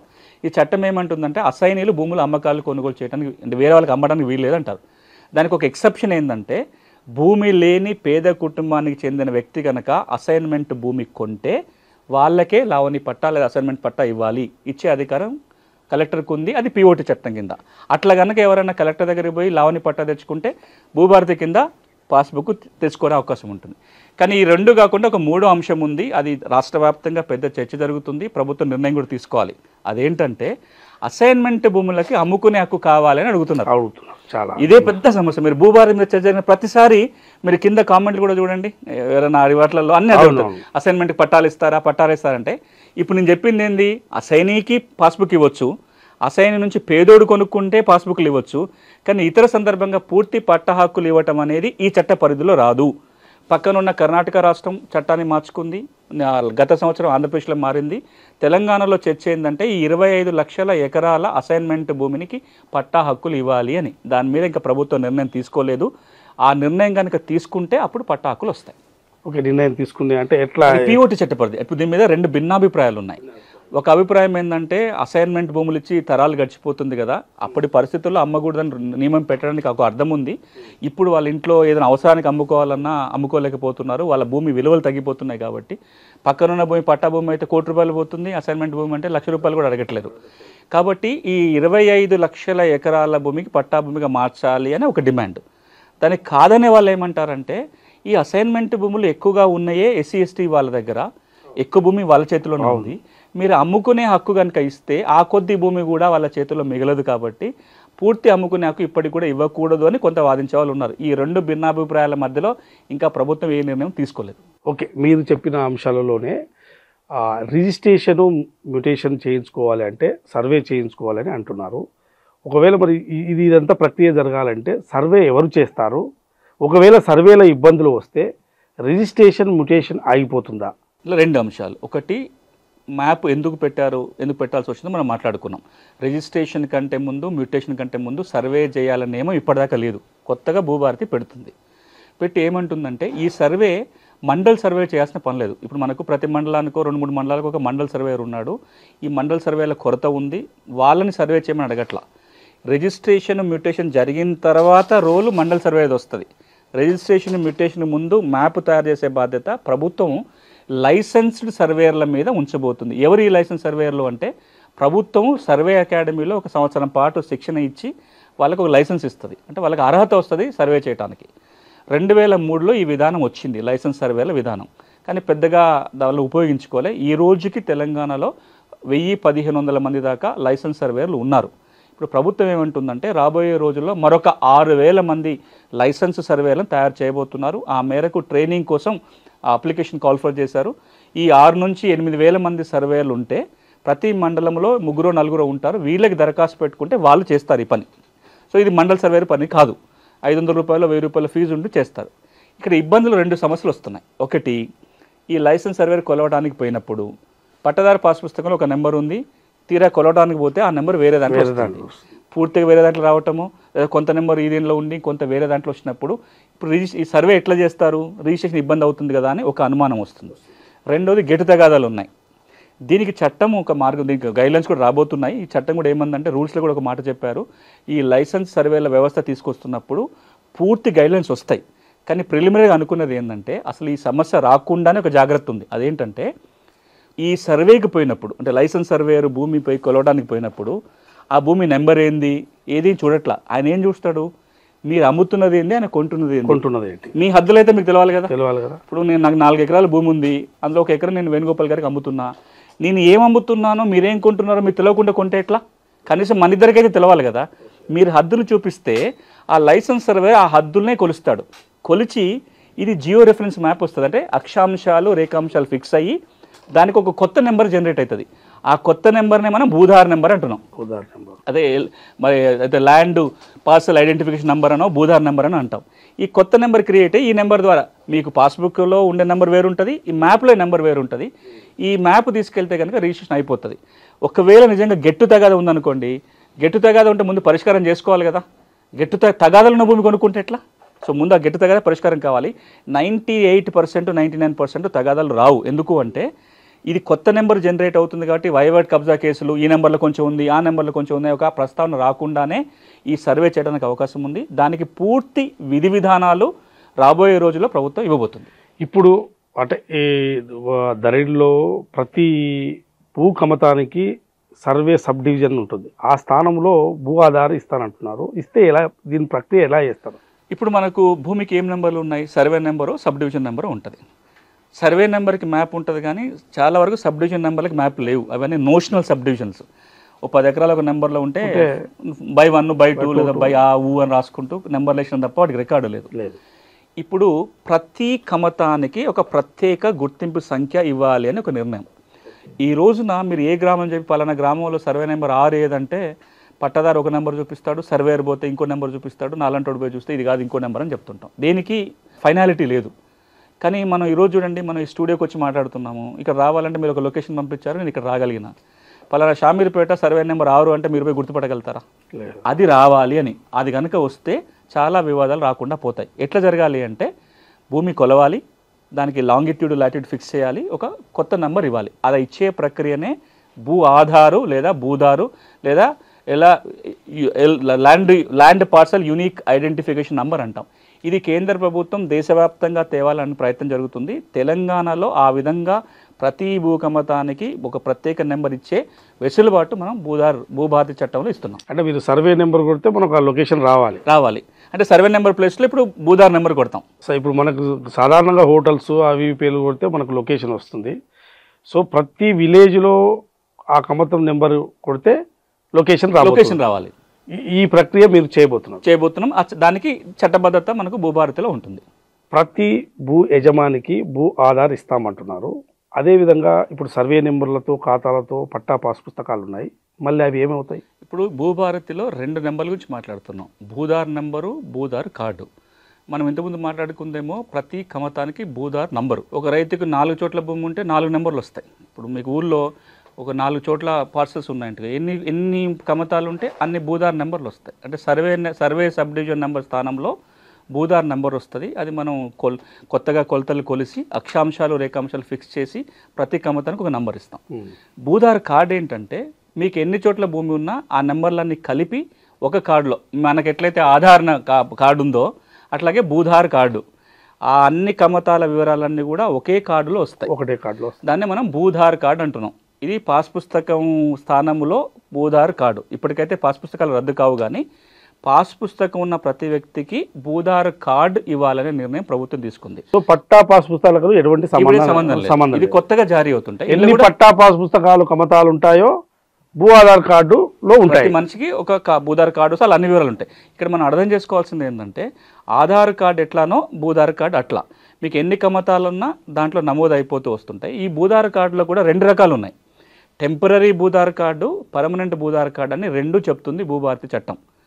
పర్మనెంట్ భూధార్ కార్డు ఎప్పుడు వస్తుందంటే మీ భూమిని కొలిసిన తర్వాత, అంటే రీసర్వే జరిగి సర్వే రికార్డు వచ్చిన తర్వాత వచ్చేదేమో పర్మనెంట్ భూధార్, అంటే అలా కొలతలు కూడా వస్తాయి. టెంపరీ భూధార్ కార్డు ఎప్పుడు ఇస్తారంటే ఇప్పుడు ఉన్న రికార్డుల ఆధారంగా మీకు ఏ సమస్య లేకుండా పాత రికార్డు కొత్త రికార్డు టాలీ అయ్యి అన్నీ బాగుంటే ఒక టెంపరీ భూధార్ కార్డు ఇస్తారు. ఈ టెంపరీ భూధార్ కార్డులో కొలతలు ఉండవు, కేవలం రికార్డు ఆధారంగా వస్తుంది. దీనివల్ల ఏమవుతుందంటే టెంపరీ భూధార్ కార్డు ఇవ్వడానికి కారణం ఏంటంటే ఇది ఒక మరో రకమైన భూ రికార్డుల ప్రక్షాళన. మీకు టెంపరీ భూధార్ కార్డు ఇవ్వాలంటే పాత రికార్డు ఏముంది, ధరణి ఏముంది, భూభారతిలో ఏముంది, పాతది ఏముంది అన్నీ వెరిఫై చేస్తే అన్నీ సక్రమంగా ఉంటే ఒక కార్డు వస్తుంది. లేకపోతే కార్డు రాదు అంటే సమస్య ఉన్నట్టు కింద లెక్క. సో రాబోయే రోజులలో ప్రతి భూ యజమానికి ఒక టెంపరీ భూధార్ కార్డు, దీర్ఘకాలికంగా ఒక శాశ్వత భూధార్ కార్డు రాబోతుంది. భూభారతి రికార్డులో ఓన్లీ కంప్యూటర్ ఉంటుందా, మళ్ళీ రికార్డులు అంటే మాన్యువల్గా కూడా రికార్డులు రాస్తే ఎట్లా నిర్వహిస్తారు? ఇది చాలా కీలకమైన ప్రశ్న వెంకటరెడ్డి గారు. మనం కొంచెం లోతుగా కూడా ఆలోచించాలి. 2004 వరకు మన భూమి రికార్డులు అన్నీ కాగితాల రికార్డులే. అది పహానీ కావచ్చు, 661B కావచ్చు, అన్ని కాగితాల రికార్డులే. 2004లో అప్పుడు కేంద్ర ప్రభుత్వం ఒక నిర్ణయం ఏం తీసుకుందంటే కాగితాల రికార్డు ఉండొద్దు, కంప్యూటర్ల రికార్డే ఉండాలి, ఒక పాలసీ నిర్ణయం తీసుకొని భూ రికార్డుల కంప్యూటరీకరణ పేరుతో కొన్ని వందల కోట్లు ఖర్చు పెడుతూ అన్ని రాష్ట్రాలలో కాగితాల రికార్డు కంప్యూటర్కి ఎక్కించే ప్రయత్నం జరిగింది. ఎందుకు? తప్పు ఉప్పులు ఉండొద్దు, ట్యాంపరింగ్ జరగకుండా ఉండాలని. ఇప్పుడు అందులో భాగంగా ఈ రోజున మొన్న ధరణి కావచ్చు, ఇప్పుడు భూభారతి కావచ్చు, కంప్యూటర్లోనే ఉంటుంది. కానీ కాగితాలు తప్పు జరుగుతుంది, కంప్యూటర్లో తెచ్చినాం. కంప్యూటర్లో తప్పు జరగట్లేదా?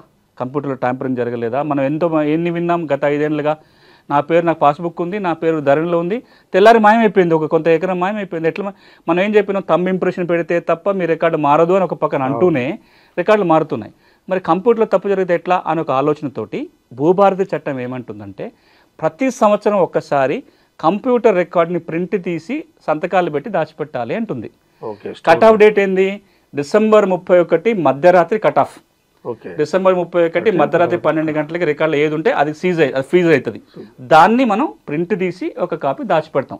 కానీ ఈరోజు కొంతమందికి అపోహలు ఏమొస్తున్నాయంటే మళ్ళీ కాగితాల మీద రికార్డు రాస్తారట, మళ్ళీ దీన్ని కంప్యూటర్లు పెడతారట, మళ్ళీ కాగితాలు రాసినప్పుడు మళ్ళీ గ్రామ పాలనాధికారులు రాబోతున్నారు, వీళ్ళు మళ్ళీ రాస్తారు. ఇది తప్పు, ఇది ఒక అపోహ మాత్రమే. కంప్యూటర్లో ఉన్న రికార్డు ప్రింట్ తీసి సంవత్సరానికి ఒకసారి దాచిపెడతారు తప్ప కాగితాల మీద రికార్డు మళ్ళీ రాసి కంప్యూటర్లు పెట్టే వ్యవస్థ రాదు. భూభారతిలో భాగంగా కొత్తగా రాబోతున్న గ్రామ పాలన అధికారుల పాత్ర ఎట్లా ఉండబోతుంది? మనము ఒక 10 ఏళ్ల క్రితము తెలంగాణ రాష్ట్రం ఏర్పడుతున్నప్పుడు మీరందరికీ తెలుసు, భూకార్వాన్ పేరుతోటి రాష్ట్రమంత్రి తిరిగి ప్రజలను అడిగినాం. కొత్త రాష్ట్రం ఏర్పడుతుంది, కొత్త ప్రభుత్వం రాబోతుంది కదా, భూములకు సంబంధించి ఏం చేస్తే బాగుంటుందని అడిగితే ఒక 10 అంశాలు చెప్పారు. అలా అతి ప్రధానమైనది ఊరికొక అధికారి ఉండాలి, వాడు మా ఊళ్ళో ఉండాలి, అట్లా సగం సమస్యలు మా దగ్గర తీరిపోతాయని ప్రజల అభిప్రాయం. కానీ ఏదో ఒక కారణంతో ఆ వ్యవస్థ పూర్తిగా రద్దయిపోయింది 2020లో. ఇప్పుడు కూడా అందరూ ఏం కోరుకుంటున్నారంటే గ్రామంలో భూ పరిపాలన ఒక వ్యక్తి లేకపోతే చాలా నష్టం జరుగుతుంది. అది ప్రభుత్వ భూముల రక్షణ కావచ్చు, దరఖాస్తు పెట్టుకోవాలంటే పక్కన ఒక మనిషి లేకపోవడం కావచ్చు, చాలా కారణాలతోటి ఈ రోజున ప్రభుత్వం బలంగా నమ్మేది, ప్రజల అభిప్రాయం కూడా ఏంటంటే భూములను చూసే వ్యక్తి కూడా ఊళ్ళో ఉండాలి అనే ఆలోచనతోటి ప్రభుత్వం ఒక నిర్ణయం తీసుకొని గ్రామ పాలనా అధికారి పేరుతోటి మళ్ళీ గ్రామ స్థాయిలో భూ పరిపాలన చూసే వ్యక్తిని తేబోతున్నారు. ఆ ప్రక్రియ జరుగుతుంది. రాబోయే కొద్ది కాలంలో 10,954 రెవెన్యూ గ్రామాలు ఉన్నాయి. ప్రతి గ్రామంలో ఒక పాలనాధికారి రాబోతున్నాడు. ఇలా పాత్ర ఏముంటుందంటే 2-3 అంశాలు. ఒకటి ప్రభుత్వ భూములు, ఇతర భూముల రక్షణ. రెండోది భూభారతి చట్టం కింద చాలా అంశాలలో నోటీసులు ఇవ్వాల్సి వస్తుంది. ఎంక్వైరీ చేయాలి, నోటీసులు ఇవ్వాలి. ఆ నోటీసులని పార్టీలకు అందించడం కావచ్చు, తేదీలు చెప్పడం కావచ్చు. ఇప్పుడు రెవెన్యూ రికార్డుల నిర్వహణ చేయాలి, అంటే ఆన్లైన్ రికార్డులను సరిగ్గా ఉన్నాయా లేదా చూడటం కావచ్చు. అంటే గ్రామ స్థాయిలో రెవెన్యూ పరిపాలన, భూ పరిపాలన చూడడం కోసం ఈ గ్రామ పాలన అధికారులు పనికొస్తారు. వాళ్ళ ద్వారా తప్పు జరగకుండా ఉండడం కోసం మాన్యువల్ రికార్డు ఏది ఉండదు, వాళ్ళ మీద అజమాయిషి ఉంటుంది. గౌరవ ముఖ్యమంత్రి గారు ఈ భూభారతి చట్టాన్ని లాంచ్ చేసి ఒక మాట అన్నారు, ప్రతి వ్యవస్థలో తప్పు చేసే వాళ్ళు ఉన్నారు, ఆ వ్యవస్థ అవసరం లేదో చూసుకుంటాం, తప్పు చేసే వాళ్ళని శిక్షిస్తాం తప్ప వ్యవస్థని రద్దు చేయకూడదు అని వారు అభిప్రాయం చెప్పారు. కాబట్టి ఈ రోజున భూ పరిపాలన చూసే వ్యవస్థ అవసరం ఉంది, ఆ వ్యవస్థ రాబోతుంది. దీని ద్వారా భూ సమస్యల సత్వర పరిష్కారానికి ఒక మార్గం ఏర్పడబోతుంది. భూ రికార్డుల సమస్యలకు కోర్టుకు వెళ్ళాల్సిన అవసరం లేదు అని అంటున్నారు.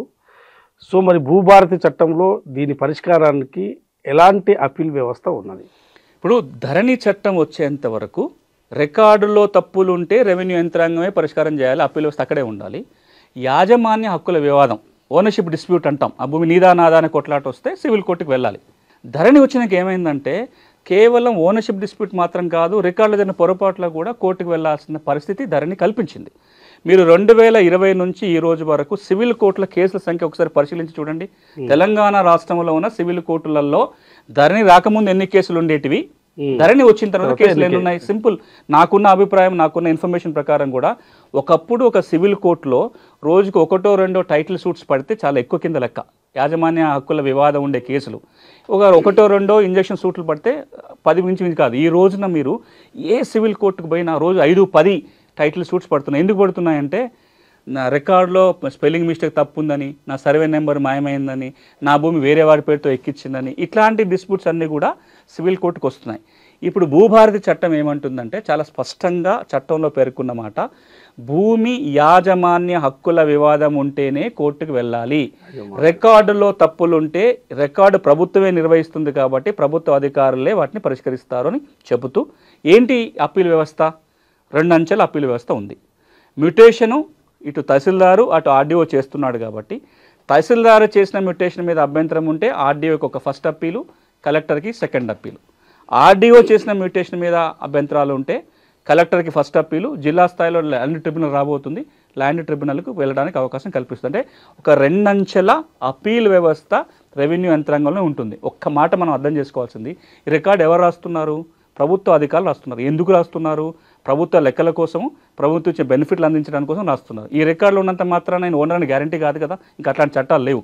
మరి రికార్డు రాసే అధికారి తప్పు చేస్తే తప్పుల సవరణకు కోర్టుకు పంపడం సరైనది కాదు అని ప్రభుత్వం భావిస్తుంది. కాబట్టి ఇందులోనే ఒక రెండంచెల అప్పీల్ వ్యవస్థ సెక్షన్ 15 ద్వారా పొందుపరచడం జరిగింది. ఓకే, ఇప్పుడు మీరు అంటున్న అంటే భూమికి సంబంధించి ఒక సమస్యల పరిష్కారానికి ట్రిబ్యునల్ ఏర్పాటు చేస్తారా, లేకుంటే ఎట్లా? ఈ ట్రిబ్యునల్ ఏర్పాటు చేస్తే ఎలా చేస్తారు? ఈ ట్రిబ్యునల్ ఎలాంటి సమస్యలు పరిష్కరిస్తుంది? భూమి ట్రిబ్యునల్ ఏర్పాటు చేయాలని సెక్షన్ 14 చెప్తుంది భూభారతి చట్టంలోని. ఆ ప్రభుత్వ ఆలోచన ఏంటంటే, కింద స్థాయిలో రెవెన్యూ అధికారులు తీసుకున్న తీర్పుల మీద ఇటు సివిల్ కోర్టుకో మళ్ళీ హైకోర్టుకో వెళ్ళి కోర్టులలో భారం పెంచడం కాకుండా జిల్లా స్థాయిలో, అది ఉమ్మడి జిల్లా కేంద్రంగా కావచ్చు లేదా ఇప్పుడున్న చిన్న జిల్లా కేంద్రంలో కావచ్చు, అవసరాన్ని బట్టి జిల్లా స్థాయిలో ట్రిబ్యునల్ ఏర్పాటు చేయాలనే నిర్ణయం ప్రభుత్వం తీసుకుంది. సెక్షన్ 14 కూడా అదే చెప్తుంది. ఎవరైతే జిల్లా కలెక్టర్లు తీర్పులు ఇస్తారో దాని మీద అప్పీలు వెళ్ళటం కోసం జిల్లా స్థాయి ట్రిబ్యునల్ ఏర్పాటు. ఇప్పుడు ప్రభుత్వం చెప్పిన అంశం ఏంటంటే, రాబోయే 3-4 నెలల్లో కేసు లోడును చూసి, అంటే ఏ జిల్లాలో ఎక్కువ కేసులు ఉన్నాయి తక్కువ ఉన్నాయి దాన్ని బట్టి వీలైతే ప్రతి ఉమ్మడి జిల్లా కేంద్రంలో ఒక ట్రిబ్యునల్ పెట్టడం కానీ, లేదా మొత్తం తెలంగాణలో ఒక 4-5 చోట్ల ల్యాండ్ ట్రిబ్యునల్ని ఏర్పాటు చేస్తామని గౌరవ ముఖ్యమంత్రి గారు ప్రకటించారు, రెవెన్యూ మంత్రి ప్రకటించారు. ఈ ట్రిబ్యునల్ ఏర్పాటు జరుగుతుంది. అందులో ఎవరు ఉండాలి? రెవెన్యూ అధికారులు ఉండాలా, జ్యుడిషియల్ ఆఫీసర్లు ఉండాలా, లేకపోతే వర్కింగ్ ఉండాలా, రిటైర్డ్ ఉండాలా, ఇవన్నీ కూడా ఇంకా ప్రభుత్వం నిర్ణయం తీసుకోలేదు. రాబోయే రోజుల్లో ఒక నిర్ణయం తీసుకొని ఆ కాంపోజిషన్ ఎట్లా ఉండాలి అనేది వస్తుంది. ఒక్కసారి భూమి ట్రిబ్యునల్ కనుక ఏర్పాటైతే జిల్లా కలెక్టర్లు ఇచ్చే తీర్పుల మీద ల్యాండ్ ట్రిబ్యునల్ అప్పీలు పోతానికి ఒక అవకాశం ఏర్పడుతుంది. రికార్డులను ట్యాంపర్ చేసి, తప్పుడు ఉత్తర్వులు ఇచ్చి, ఇట్లాంటి మార్పులు చేర్పులు చేసి ఈ అధికారులను ఎట్లా శిక్షిస్తారు ఈ భూభారతి చట్టం ద్వారా? సెక్షన్ 19, సెక్షన్ 20 భూభారతి 2 కీలకమైన సెక్షన్స్ మీరు అడిగిన దానికి. ఒక పక్కన ఎవరైతే అధికారులు బోనఫైడ్ ఇంటెన్షన్ తోటి తీర్పులు ఇస్తారో వాళ్ళ మీద యాక్షన్ తీసుకోకూడదు ఒక మాట చెప్తూ రక్షణ కల్పిస్తూ, ఎందుకంటే రెవెన్యూ అధికారులు వాళ్ళ ఒక క్వాసీ జ్యుడిషియల్ అథారిటీగా కొన్ని తీర్పులు ఇస్తారు కాబట్టి మంచి చేసి సదుద్దేశం ఇచ్చిన తీర్పుల మీద మన ప్రభుత్వం రక్షణ కల్పించాలి. రక్షణ సెక్షన్ 19లో కల్పిస్తారు. కానీ ఎవరైనా మీరు అన్నట్టుగా ఫ్రాడ్ చేసి రికార్డ్ ట్యాంపర్ చేయటము, మోసపూరితంగా ఉత్తర్వులు ఇచ్చి రికార్డులు మార్చేవాడుగా పట్టాలు చేయటం, ఇలాంటివి కనుక జరిగితే సెక్షన్ 20 కింద వాళ్ళని ఉద్యోగం నుంచి తొలగించవచ్చు, సస్పెండ్ చేయొచ్చు, క్రిమినల్ యాక్షన్ తీసుకోవచ్చు, ఆ రికార్డ్ని సరిచేయొచ్చు. ఒకవేళ భూమి వేరే వాళ్ళకి స్వాధీనంలో పోతే తిరిగి అప్పగించే అధికారం కూడా సెక్షన్ 20 కింద సుపీరియర్ ఆఫీసర్స్కి ఉంటుంది. ఇది ఒక మంచి ప్రొవిజన్ కూడా. అంటే ఒక పక్కన మంచి చేసే అధికారం రెవెన్యూ యంత్రాంగానికి ఇస్తూనే తప్పు జరిగితే కనుక చర్య తీసుకునే పవర్ కూడా ప్రభుత్వం దగ్గర ఉంది. ప్రభుత్వ భూములను అంటే మోసపూరితంగా పట్టాలు పొందితే వీటిని రద్దు చేసే విధానం ఉందా భూభారతి చట్టంలో? ఇది కొత్తగా దీంట్లో తీసుకురావడం జరిగింది. మనం ఈ మధ్యలో ఏం తింటున్నామంటే, ప్రభుత్వ భూములకు పట్టాలు చేసుకున్నారని భూదాన భూములు, వక్ఫ్ భూములు, ఎండోన్మెంట్ భూములు, అటవీ భూములను కూడా క్లాసిఫికేషన్స్ మార్చుకొని తప్పుడు రికార్డు సృష్టించుకొని పాస్ పుస్తకాలు పొందిన సందర్భం మనకు చాలా మన దృష్టికి వస్తున్నాయి. సెక్షన్ 16 భూభారతి చట్టం ఏం చెప్తుందంటే, ఇట్లా కనుక జరిగితే ఎవరన్నా ఈ ప్రభుత్వ భూమి కానీ, భూదాన్ కానీ, వక్ఫ్ కానీ, ఎండోన్మెంట్ కానీ, ఫారెస్ట్ భూములకి తప్పుగా కనుక పట్టాలు పొందితే ఈ ప్రపంచంలో ఎవరైనా సరే కంప్లైంట్ ఇవ్వచ్చు. భూభారతి పోర్టల్లో ఒక ఆప్షన్ ఉంటుంది. ఆ కంప్లైంట్ రేజ్ చేస్తే CCLA భూ పరిపాలన ప్రధాన కమిషన్కి అధికారం ఉంటుంది. వారు ఆ కంప్లైంట్ మీద యాక్షన్ తీసుకొని చర్య తీసుకోవచ్చు, రికార్డ్ సరి చేయొచ్చు, భూమిని తిరిగి స్వాధీనపరచుకునే అధికారం CCLAకు ఉంటుంది. అప్లికేషన్ వచ్చినా చేయొచ్చు, లేదా CCLA తనంతట తానుగా సోమోటో అంటాం, తనంతట తాను కూడా కేసు నమోదు చేసుకొని చర్య తీసుకోవడానికి సెక్షన్ 16 అవకాశం కల్పిస్తుంది. ఈ భూ సమస్యల పరిష్కారానికి అతను ఆర్థికంగా లేకపోవడము, లేకుంటే ఇతర కారణాల వల్లనో అతను ఈ పరిష్కార మార్గం పొందలేని పరిస్థితి ఉంటుంది. వారికి ప్రభుత్వము ఎలాంటి సాయం అందించి పరిష్కార మార్గం చూపే అంశము ఈ భూభారతిలో చట్టంలో ఉందా? ఇప్పుడు భారతదేశం సుప్రీంకోర్టు ప్రకటన చెప్పిందంటే, అన్యాయం గురైన వాడు న్యాయం పొందాలంటే వారికి ఉచిత న్యాయ సాయం ఇవ్వాలి. అట్లా పొందటం అనేది ప్రాథమిక హక్కు అని తీర్పిచ్చింది. నాకు డబ్బులు లేకనో ఇంకో కారణంతో నా అప్పీలే వేసుకోలేని పరిస్థితి ఉంది నాకు. అట్లాంటి పరిస్థితుల్లో వాళ్ళకి ఉచిత న్యాయ సహాయం అందించే బాధ్యత ప్రభుత్వం మీద ఉంటుంది. ఆయన ప్రాథమిక హక్కు. దురదృష్టం ఏంటంటే, ఇన్నేళ్లుగా భూమి సమస్యలు ఉన్న వాళ్ళకి ఉచిత న్యాయ సాయం దక్కట్లేదు. నాకు సమస్య ఉంది, నేను ఆర్డీఓ దగ్గర కలెక్టర్ దగ్గర అప్పీల్ వేసుకోవాలి, లేదా నేను సివిల్ కోర్టుకి పోవాలి, లేదా నాకు ఏమైనా ఒక సలహా కావాలి, నాకు ఎవడో అప్లికేషన్ రాసి పెట్టేటోడు కావాలి, ఇట్లాంటి ఏమీ దక్కకపోవటం వల్ల ఇబ్బంది పడుతున్న నేపథ్యంలో దేశంలోనే మొట్టమొదటిసారిగా ఒక భూమి చట్టములో పేద రైతులకు కానీ, ఎస్సీలకు కానీ, ఎస్టీలకు కానీ, మహిళలకు కానీ ఉచిత న్యాయ సహాయం అందించాలి అని నియమం పెట్టిన చట్టం ఏదైనా ఉంది అంటే భూభారతి చట్టం.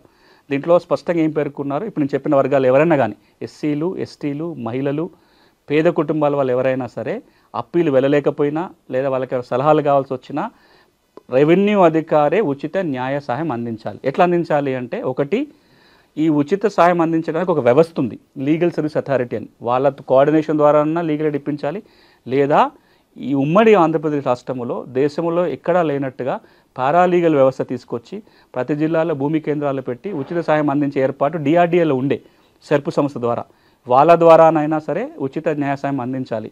ఒక్క మాటలో చట్టం మంచిగా ఉంది, నియమాలు ఉన్నాయి, అప్పీల్ వ్యవస్థ ఉంది, దాన్ని వినియోగించుకోలేని పరిస్థితులు ఉన్న వాళ్ళకి సహాయం చేసే బాధ్యత కూడా ఈ రోజున రెవెన్యూ శాఖ మీద ఉంది. సో ధరణి పోయి భూభారతి చట్టం రావడం వల్ల జరిగే కీలక మార్పులు ఏంటి? చాలామంది అనుకున్నారు 18 సెక్షన్లు 22 సెక్షన్లు అయినాయి, ఒక కలర్లో ఉన్న వెబ్సైట్ ఇంకో కలర్ మారింది అనుకుంటారు. అది మీకు బయట కనపడే మార్పు. కానీ నిజంగా రైతుల జీవితాలలో సంపూర్ణ మార్పు, వాళ్ళ భూమి హక్కుల రక్షణకు ఇందులో నియమాలు ఉన్నాయి. ఒక్క మాటలో చెప్పాలంటే, మీకు తెలంగాణలో భూమి ఉండి పాస్ పుస్తకం రాకపోతే ఈ చట్టం పాస్ పుస్తకం ఇప్పిస్తుంది. మీకు తెలంగాణలో భూమి ఉండి పాస్ పుస్తకం ఉంది కానీ తప్పులు ఉన్నాయంటే ఈ చట్టం మీ పుస్తకంలో ఉన్న తప్పుల్ని సవరించడానికి అవకాశం కల్పిస్తుంది. మీ తప్పుల సవరణకు మీ పుస్తకం తెచ్చుకోవడానికి కోర్టుల చుట్టూ తిరగకుండా రెవెన్యూ యంత్రాంగమే ఆ పని చేసే అవకాశం ఈ చట్టం కల్పిస్తుంది. మీరే దరఖాస్తు పెట్టాల్సిన పని లేదు. ప్రభుత్వం రెవెన్యూ సదస్సుల పేరుతోటో మరో కార్యక్రమం పేరుతోటో రెవెన్యూ అధికారులే గ్రామాలకు పోయి మళ్ళీ సమస్యల పరిష్కారం చేసే ఒక వెసులుబాటు ఈ చట్టం ఇస్తుంది. రెవెన్యూ అధికారులు గ్రామాలకు వెళ్ళటం మానేసి చాలా కాలమైంది.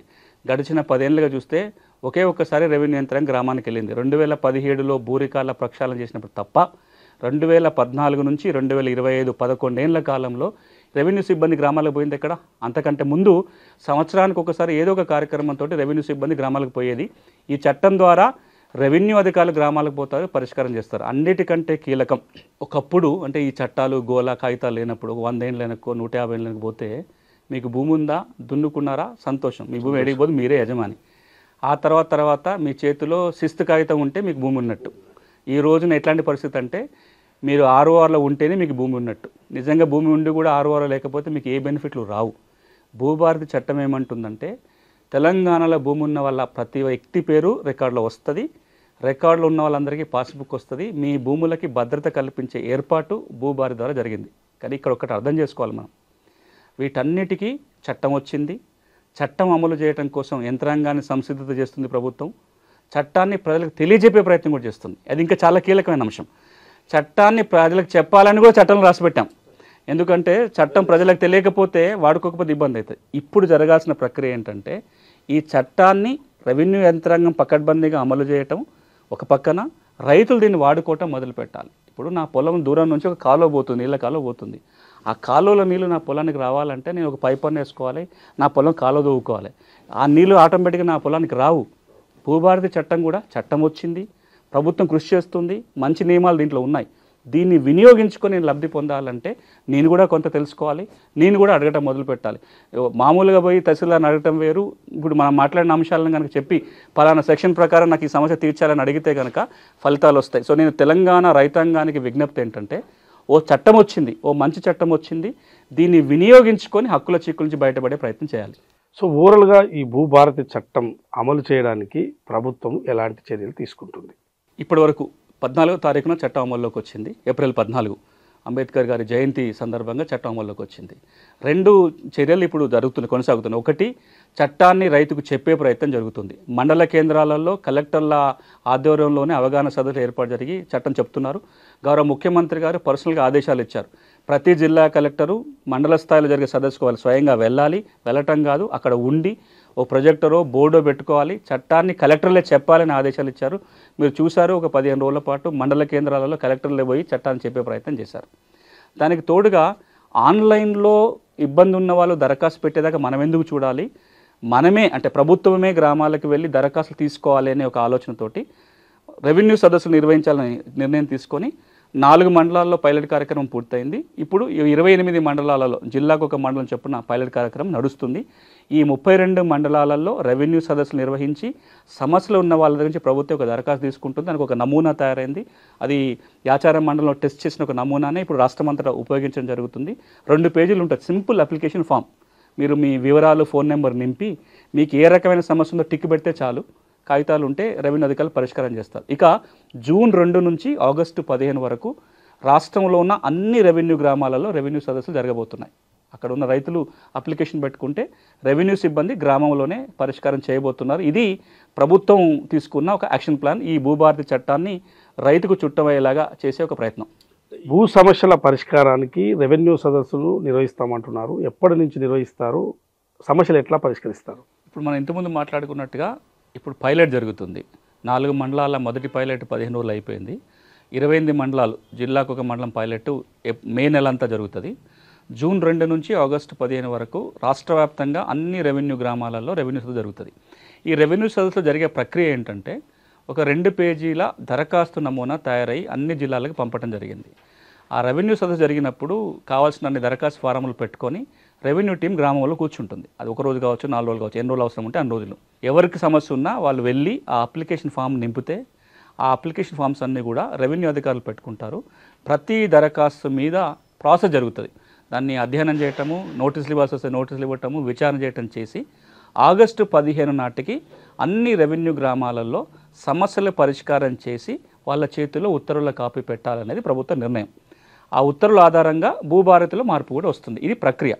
మామూలుగా అయితే ఆన్లైన్లో దరఖాస్తు పెట్టుకోవాలి, ప్రక్రియ చేయాలి. ఇప్పుడు ఆన్లైన్లో పెట్టడం కాకుండా ఇది మాన్యువల్గా పెట్టే అవకాశం, ఎందుకంటే రైతుకి ఇది ఈజీగా ఉంటుంది కాబట్టి. రెండోది, మీరు ఆన్లైన్లో దరఖాస్తు పెట్టుకుంటే 1000 రూపాయలు ఫీజు కట్టాలి.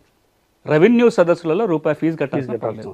దరఖాస్తు అక్కడే ఉంటుంది, మీరు నింపొచ్చు, రెవెన్యూ అధికారి సాయం చేస్తాడు. ఊళ్ళో ఎవరో తెలిసిన వాళ్ళతో కూడా నింపించుకోవచ్చు, ఫీజు కట్టాల్సిన పని లేదు. అధికారి ఊళ్ళో ఉంటాడు, దరఖాస్తు ఆయనే తీసుకుంటాడు, ఎంక్వైరీ అక్కడే జరుగుతుంది, పరిష్కారం కూడా ఊళ్ళోనే చేసే ప్రయత్నం. ఇది చాలా కాలం తర్వాత నాకు తెలిసి రెవెన్యూ సదస్సులు తెలంగాణలో ఉమ్మడి ఆంధ్రాలో 2012-13లో ఒకసారి జరిగింది. మళ్ళా 13 ఏళ్ళ తర్వాత మళ్ళీ రెవెన్యూ సదస్సులు ఇప్పుడు జరగబోతున్నాయి. కొన్ని చోట్ల జరుగుతున్నాయి, మిగతా చోట్ల జరుగుతాయి. మాన్యువల్ ప్రక్రియ ద్వారా పరిష్కారం చేసి అవే భూభారతికి ఎక్కుతాయి. భూభారతి చట్టం తెచ్చే ముందు యాచారం మండలంలో పైలట్ ప్రాజెక్టుగా మీరు చేశారు. మీకు అక్కడ ఉన్న అనుభవాలు ఏంటి? అసలు ఏమి దృష్టికి వచ్చాయి అనుభవాలు ఏంటి? అసలు గౌరవ రెవెన్యూ మంత్రి గారు వారి అనుమతితోటి వారు అడిగితే మేము ఒక ప్రతిపాదన పెట్టాము.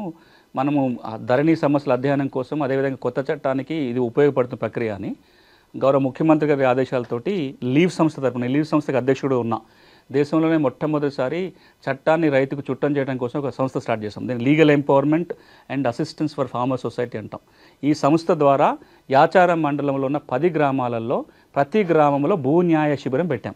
అంటే మేము మా టీం వెళ్ళి గ్రామాల్లో కూర్చుంటాము. అప్లికేషన్ ఫామ్, మనం మాట్లాడుకున్న అప్లికేషన్ ఫామ్ అక్కడ డిజైన్ అయింది. ఎవరికి సమస్య ఉన్నా వాళ్ళ వివరాలు రాసుకున్నాం. ఇది ఒక 1 నెల రోజుల ప్రక్రియ జరిగింది. అది ప్రతి గ్రామంలో 2 రోజులు 3 రోజులు కూర్చొని దరఖాస్తులు తీసుకున్నాం. తర్వాత మండల కేంద్రంలో ఒక ఎక్స్పర్ట్ టీంని పెట్టి ఈ ప్రతి దరఖాస్తుని అధ్యయనం చేయించినాం. రికార్డులో ఏముంది, అవసరమైతే కాగితాలు కావాల్సి వస్తే మళ్ళీ ఆ వ్యక్తికి ఫోన్ చేసి కాగితాలు తెప్పించుకోవటం, ప్రతి అప్లికేషన్ అధ్యయనం చేసి ఒక రిపోర్ట్ తయారు చేసి ఈ రిపోర్ట్ని మేము రెవెన్యూ అధికారులకు ఇచ్చినాం. అట్లా 10 గ్రామాలలో 2124 దరఖాస్తులు వచ్చినాయి. మీరు ఆశ్చర్యపోతారు, మా దగ్గరికేమో ఆ 10 గ్రామాల్లో 2000 పైన దరఖాస్తులు వస్తాయి. ఆ రోజున ధరణిలో ఎన్ని పెండింగ్ ఉన్నాయో చూస్తే 500 దరఖాస్తులే. అంటే మిగతా 1500 ధరణిలోకి దరఖాస్తులే పెట్టుకొని ఉన్నాయి. సో ఒక అంచనా ఏంటంటే ప్రతి గ్రామంలో 200 నుంచి 250 వరకు దరఖాస్తులు వచ్చే అవకాశము. అక్కడ అనుభవం ఏంటంటే మనం అనుకున్నట్టుగా అప్పుడు ప్రభుత్వం చెప్పినట్టుగా ఊరికి 4-5 సమస్యలు లేవు, 200-300 సమస్యలు ఉన్నాయి. నెంబర్ 1 ఉన్న సమస్యలు చాలా వాటికి సాదాబైనామా సమస్యలు కావచ్చు, పుస్తకాలే రాలేదనే సమస్యలు కావచ్చు, ధరణికి ఎక్కినంగానే తప్పులు ఉన్న సమస్యలే దాదాపు 70-80% ఉన్నాయి. ఇవన్నిటిని కూడా గ్రామ స్థాయిలో చట్టం మార్చుకొని పరిష్కారం చేయగలిగే సమస్యలే. వీటన్నిటికీ ఈ రోజున భూభారతి చట్టంలో పరిష్కారం ఉంది. సో ఈ అనుభవం ఇంకొక అంశం ఏం చెప్తుందంటే, గ్రామ స్థాయిలో దరఖాస్తులు తీసుకున్నప్పుడు ఇది అవుతుంది కదా, ఇది కాదు కదా, ఇది కోర్టుకు పోవాలి కదా, ఇది మేము చేయలేం కదా అనే డిస్క్రిప్షన్ అక్కడ వాడొద్దు. ఎవరు ఏ సమస్యతో వచ్చినా ముందు దరఖాస్తు అయితే తీసుకోవాలి. తీసుకుంటే మనకు ఒక అవగాహన వస్తుంది. అందులో మనం ఎన్ని చేయగలిగితే చట్టబద్ధంగా అవి చేయాలి, ఏవైతే చేయలేని ఉంటాయో, ఏవైతే కోర్టుకు పోవాలో వాళ్ళకు కూడా రెవెన్యూ అధికారులు ఒక మెమోనో ఎండార్స్మెంట్ ఇవ్వాలి. పలానా సమస్య ఈ రెవెన్యూ చట్టాల ప్రకారం పరిష్కారం కుదరదు, మీరు కోర్టుకు వెళ్ళండి, పలానా చోటుకు వెళ్ళండి అనే ఎండార్స్మెంట్ కనుక ఇచ్చినట్లయితే రైతులకి కష్టాలన్నీ తీరే అవకాశం ఉంటుంది. ఇప్పుడు మేము చేసిన 10 గ్రామాల ఎక్స్పీరియన్స్ కావచ్చు, మీకు జ్ఞాపకం ఉండి ఉంటుంది. ఎన్నికల కంటే ముందు మేము ఒక 20 గ్రామాలలో రాష్ట్ర వ్యాప్తంగా భూన్యా శిబిరాలు పెట్టినాం. అక్కడ అనుభవం ఇక్కడ అనుభవం ఏం చెప్తుందంటే ప్రతి ఊళ్ళో 200 కుటుంబాలకు సమస్య ఉంది. ఇప్పుడు భూభారతి చట్టం వాళ్ళ సమస్య పరిష్కారానికి ఒక ఆధారం చెప్తుంది. ఓకే, ఈ భూభారతి చట్టము అన్ని సమస్యలకు పరిష్కారం చూపుతుందా, ఇంకా ఏమైనా చర్యలు తీసుకోవాలా? భూభారతి చట్టం కూడా పోయినసారి ప్రభుత్వం చేసిన ఒక పొరపాటు ఏంటంటే అప్పుడు చట్టం తీసుకొచ్చేటప్పుడు అన్ని సమస్యలకు ఇదే పరిష్కారం, కొత్త రెవెన్యూ చట్టం వస్తుంది, అన్ని చట్టాలు పోతున్నాయి, కొత్త చట్టం వస్తుంది, ఈ చట్టం కింద అన్ని సమస్యలు పరిష్కారం అవుతాయి అని అప్పుడు చెప్పారు. ఇప్పుడు అట్లా చెప్పట్లా. భూభారతి చట్టం దేని గురించి వస్తుంది? రెవెన్యూ రికార్డులో ఉన్న పొరపాట్లను సవరించడానికి, భూమి ఉన్న వాళ్ళకి పాస్బుక్ ఇవ్వడానికి, పాస్బుక్ ఉంటే తప్పులు ఉన్న వాళ్ళకి సరిదిద్దడానికి ఉద్దేశించిన చట్టం మాత్రమే. ఈ సమస్యలన్నిటికీ పరిష్కారం దొరుకుతుంది. తెలంగాణ రాష్ట్రంలో ఒక 80% సమస్యలు 6 వారి పరిధిలో ఉంటాయి. ఈ 80% సమస్యలకి భూభారతి చట్టం పరిష్కారం చూపిస్తుంది. ఇది కాకుండా ఇంకొక 20% సమస్యలు వేరు ఉంటాయి. అసైన్మెంట్ భూముల అమ్మకాలు కొనుగోలు కావచ్చు, లేకపోతే గిరిజన ప్రాంతాల్లో ఎల్టీఆర్ సమస్యలు కావచ్చు, అటవీ పోడు భూముల సమస్యలు కావచ్చు, ఇనాం భూములకు ఓవర్సీలు కావచ్చు, పీటీలకు 3080 కావచ్చు, ఇవన్నీ వేరు చట్టాల పరిధిలో వస్తాయి. నేను మొదట్లో అన్నట్టుగా ఈ 20% సమస్యలు కూడా తీరాలి అంటే మిగతా చట్టాల్లో మార్పులు చేసుకుంటూ సమగ్రంగా ఒక భూమి చట్టాన్ని చేసుకునే ప్రయత్నం ప్రభుత్వం చేయాలి.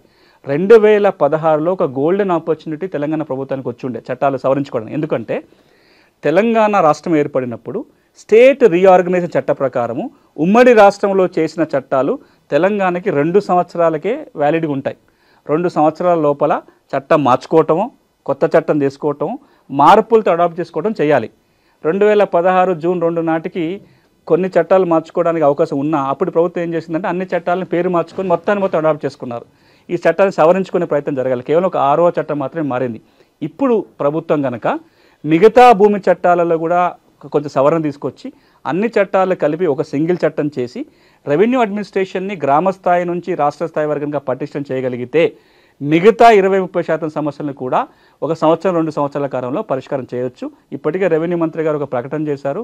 6వ చట్టం తేవటం కాదు, రాబోయే రోజుల్లో కొత్త రెవెన్యూ చట్టం తేవాలని తెస్తామని అసెంబ్లీలో చెప్పారు. కాబట్టి అది జరిగితే మిగతా సమస్యలు కూడా పరిష్కారం దొరుకుతుంది. భూభారతి చట్టం రైతుకు నిజమైన చుట్టం కావాలి అంటే ఇంకా ఏం చేయాలి? 2 జాగ్రత్తలు తీసుకుంటే చాలు. ఒకటి, ఈ చట్టం ప్రతి రైతుకు తెలియాలి. 64 లక్షల మంది పట్టాదారులు ఉన్నారు, భూమి పాస్బుక్లు ఉన్నారు. 64 లక్షల మంది రైతుల కన్నా భూభారతి చట్టాన్ని తెలిసేలాగా చేయాలి. ఇది ఇప్పుడు మీరు చేస్తున్న ప్రయత్నం అదే. ఇది ప్రతి రైతు కనుక చేరితే ఒక పరిష్కారం దొరుకుతుంది. 2, రైతు రెవెన్యూ కార్యాలయానికి వచ్చే బదులు రెవెన్యూ కార్యాలయం రైతు ముంగిటికి వెళ్ళాలి. ఇప్పుడు జూన్ 2 నుంచి ఆగస్టు 15 దాకా చేసి అక్కడితో ఆపకుండా ప్రతి 6 నెలలకు ఒకసారి కనీసం ఏదో ఒక కార్యక్రమం పేరుతోటి రెవెన్యూ అధికారి 6 నెలలకు ఒకసారో సంవత్సరానికి ఒకసారో రెవెన్యూ సిబ్బంది కనుక గ్రామాలకు పోగలిగితే బ్రహ్మాండంగా చాలా సమస్యలు గ్రామాల్లో పరిష్కారం చేయొచ్చు. ఇది 2వది. ఇక 3వది, రాష్ట్ర ప్రభుత్వం గ్రామ పాలనా అధికారుల వ్యవస్థ తేబోతుంది, రిక్రూట్మెంట్ జరుగుతుంది. వాళ్ళకి సమగ్రమైన శిక్షణ, వాళ్ళ మీద ఎప్పటికప్పుడు అజమాయిషీ చేయగలిగితే 100% సమస్యలు మన గ్రామ స్థాయిలోనే పరిష్కారం చేయొచ్చు. ఇక చివరిగా ఎంత మంచి చట్టం ఉన్నా ఆ చట్టం ఎలా అమలు జరుగుతుందని ఎప్పటికప్పుడు అన్ని స్థాయిలో సమీక్ష జరగాలి. కింద తహసీల్దార్ దగ్గర నుంచి పైన ఉన్న సీసీఏల దాకా ఆ సమీక్ష చేసుకుంటూ పోయినట్లయితే డెఫినెట్గా మంచి జరుగుతుంది. థ్యాంక్ యూ సునీల్ గారు. ఇవాళ భూభారతి చట్టము ఏ విధంగా రైతులకు ఉపయోగపడుతుందనే అంశం పైన ఇది అవేర్నెస్ తేవడానికి ఈ ప్రత్యేక ఇంటర్వ్యూ, ఎందుకంటే ఈ చట్టంలో భాగస్వామైన భూమి సునీల్ గారు, అదేవిధంగా రైతు కమిషన్ మెంబర్, ఆయన ఈ చట్టం మొత్తం పూర్తిగా ఎట్లా ఉండాలి, రైతులకు ఏ విధంగా ఉపయోగపడాలి, ముందస్తుగా పైలట్ ప్రాజెక్టుగా ఒక యాచార మండలం చేయడంతో పాటు రాష్ట్ర వ్యాప్తంగా కూడా రైతులకు ఉన్న భూ సమస్యలు ఏమున్నాయో అవన్నీ క్రోడీకరించి ఈ సమస్యకు పరిష్కారం చూపాలని చెప్పి ఇవాళ భూభారతి చట్టం తీసుకొచ్చారు. ఈ భూభారతి చట్టం తేవడం వల్ల అందరికీ పరిష్కారం అవుతుంది. సో అందుకోసమే ఇది రైతులందరికీ కూడా ఈ చట్టం మీద అవగాహన కలిగించేందుకు ప్రయత్నం చేశాం. సో ఇదందరి మొత్తం భూభారతి చట్టం గురించి రైతులందరూ తెలుసుకోవాల్సిన అవసరం ఉంది. తెలుసుకొని వారి సమస్యకు పరిష్కారం భూభారతి చట్టం ద్వారా రాబోతుందని చెప్పి ఇవాళ భూమి సునీల్ గారు చెప్తున్నారు. Thank you.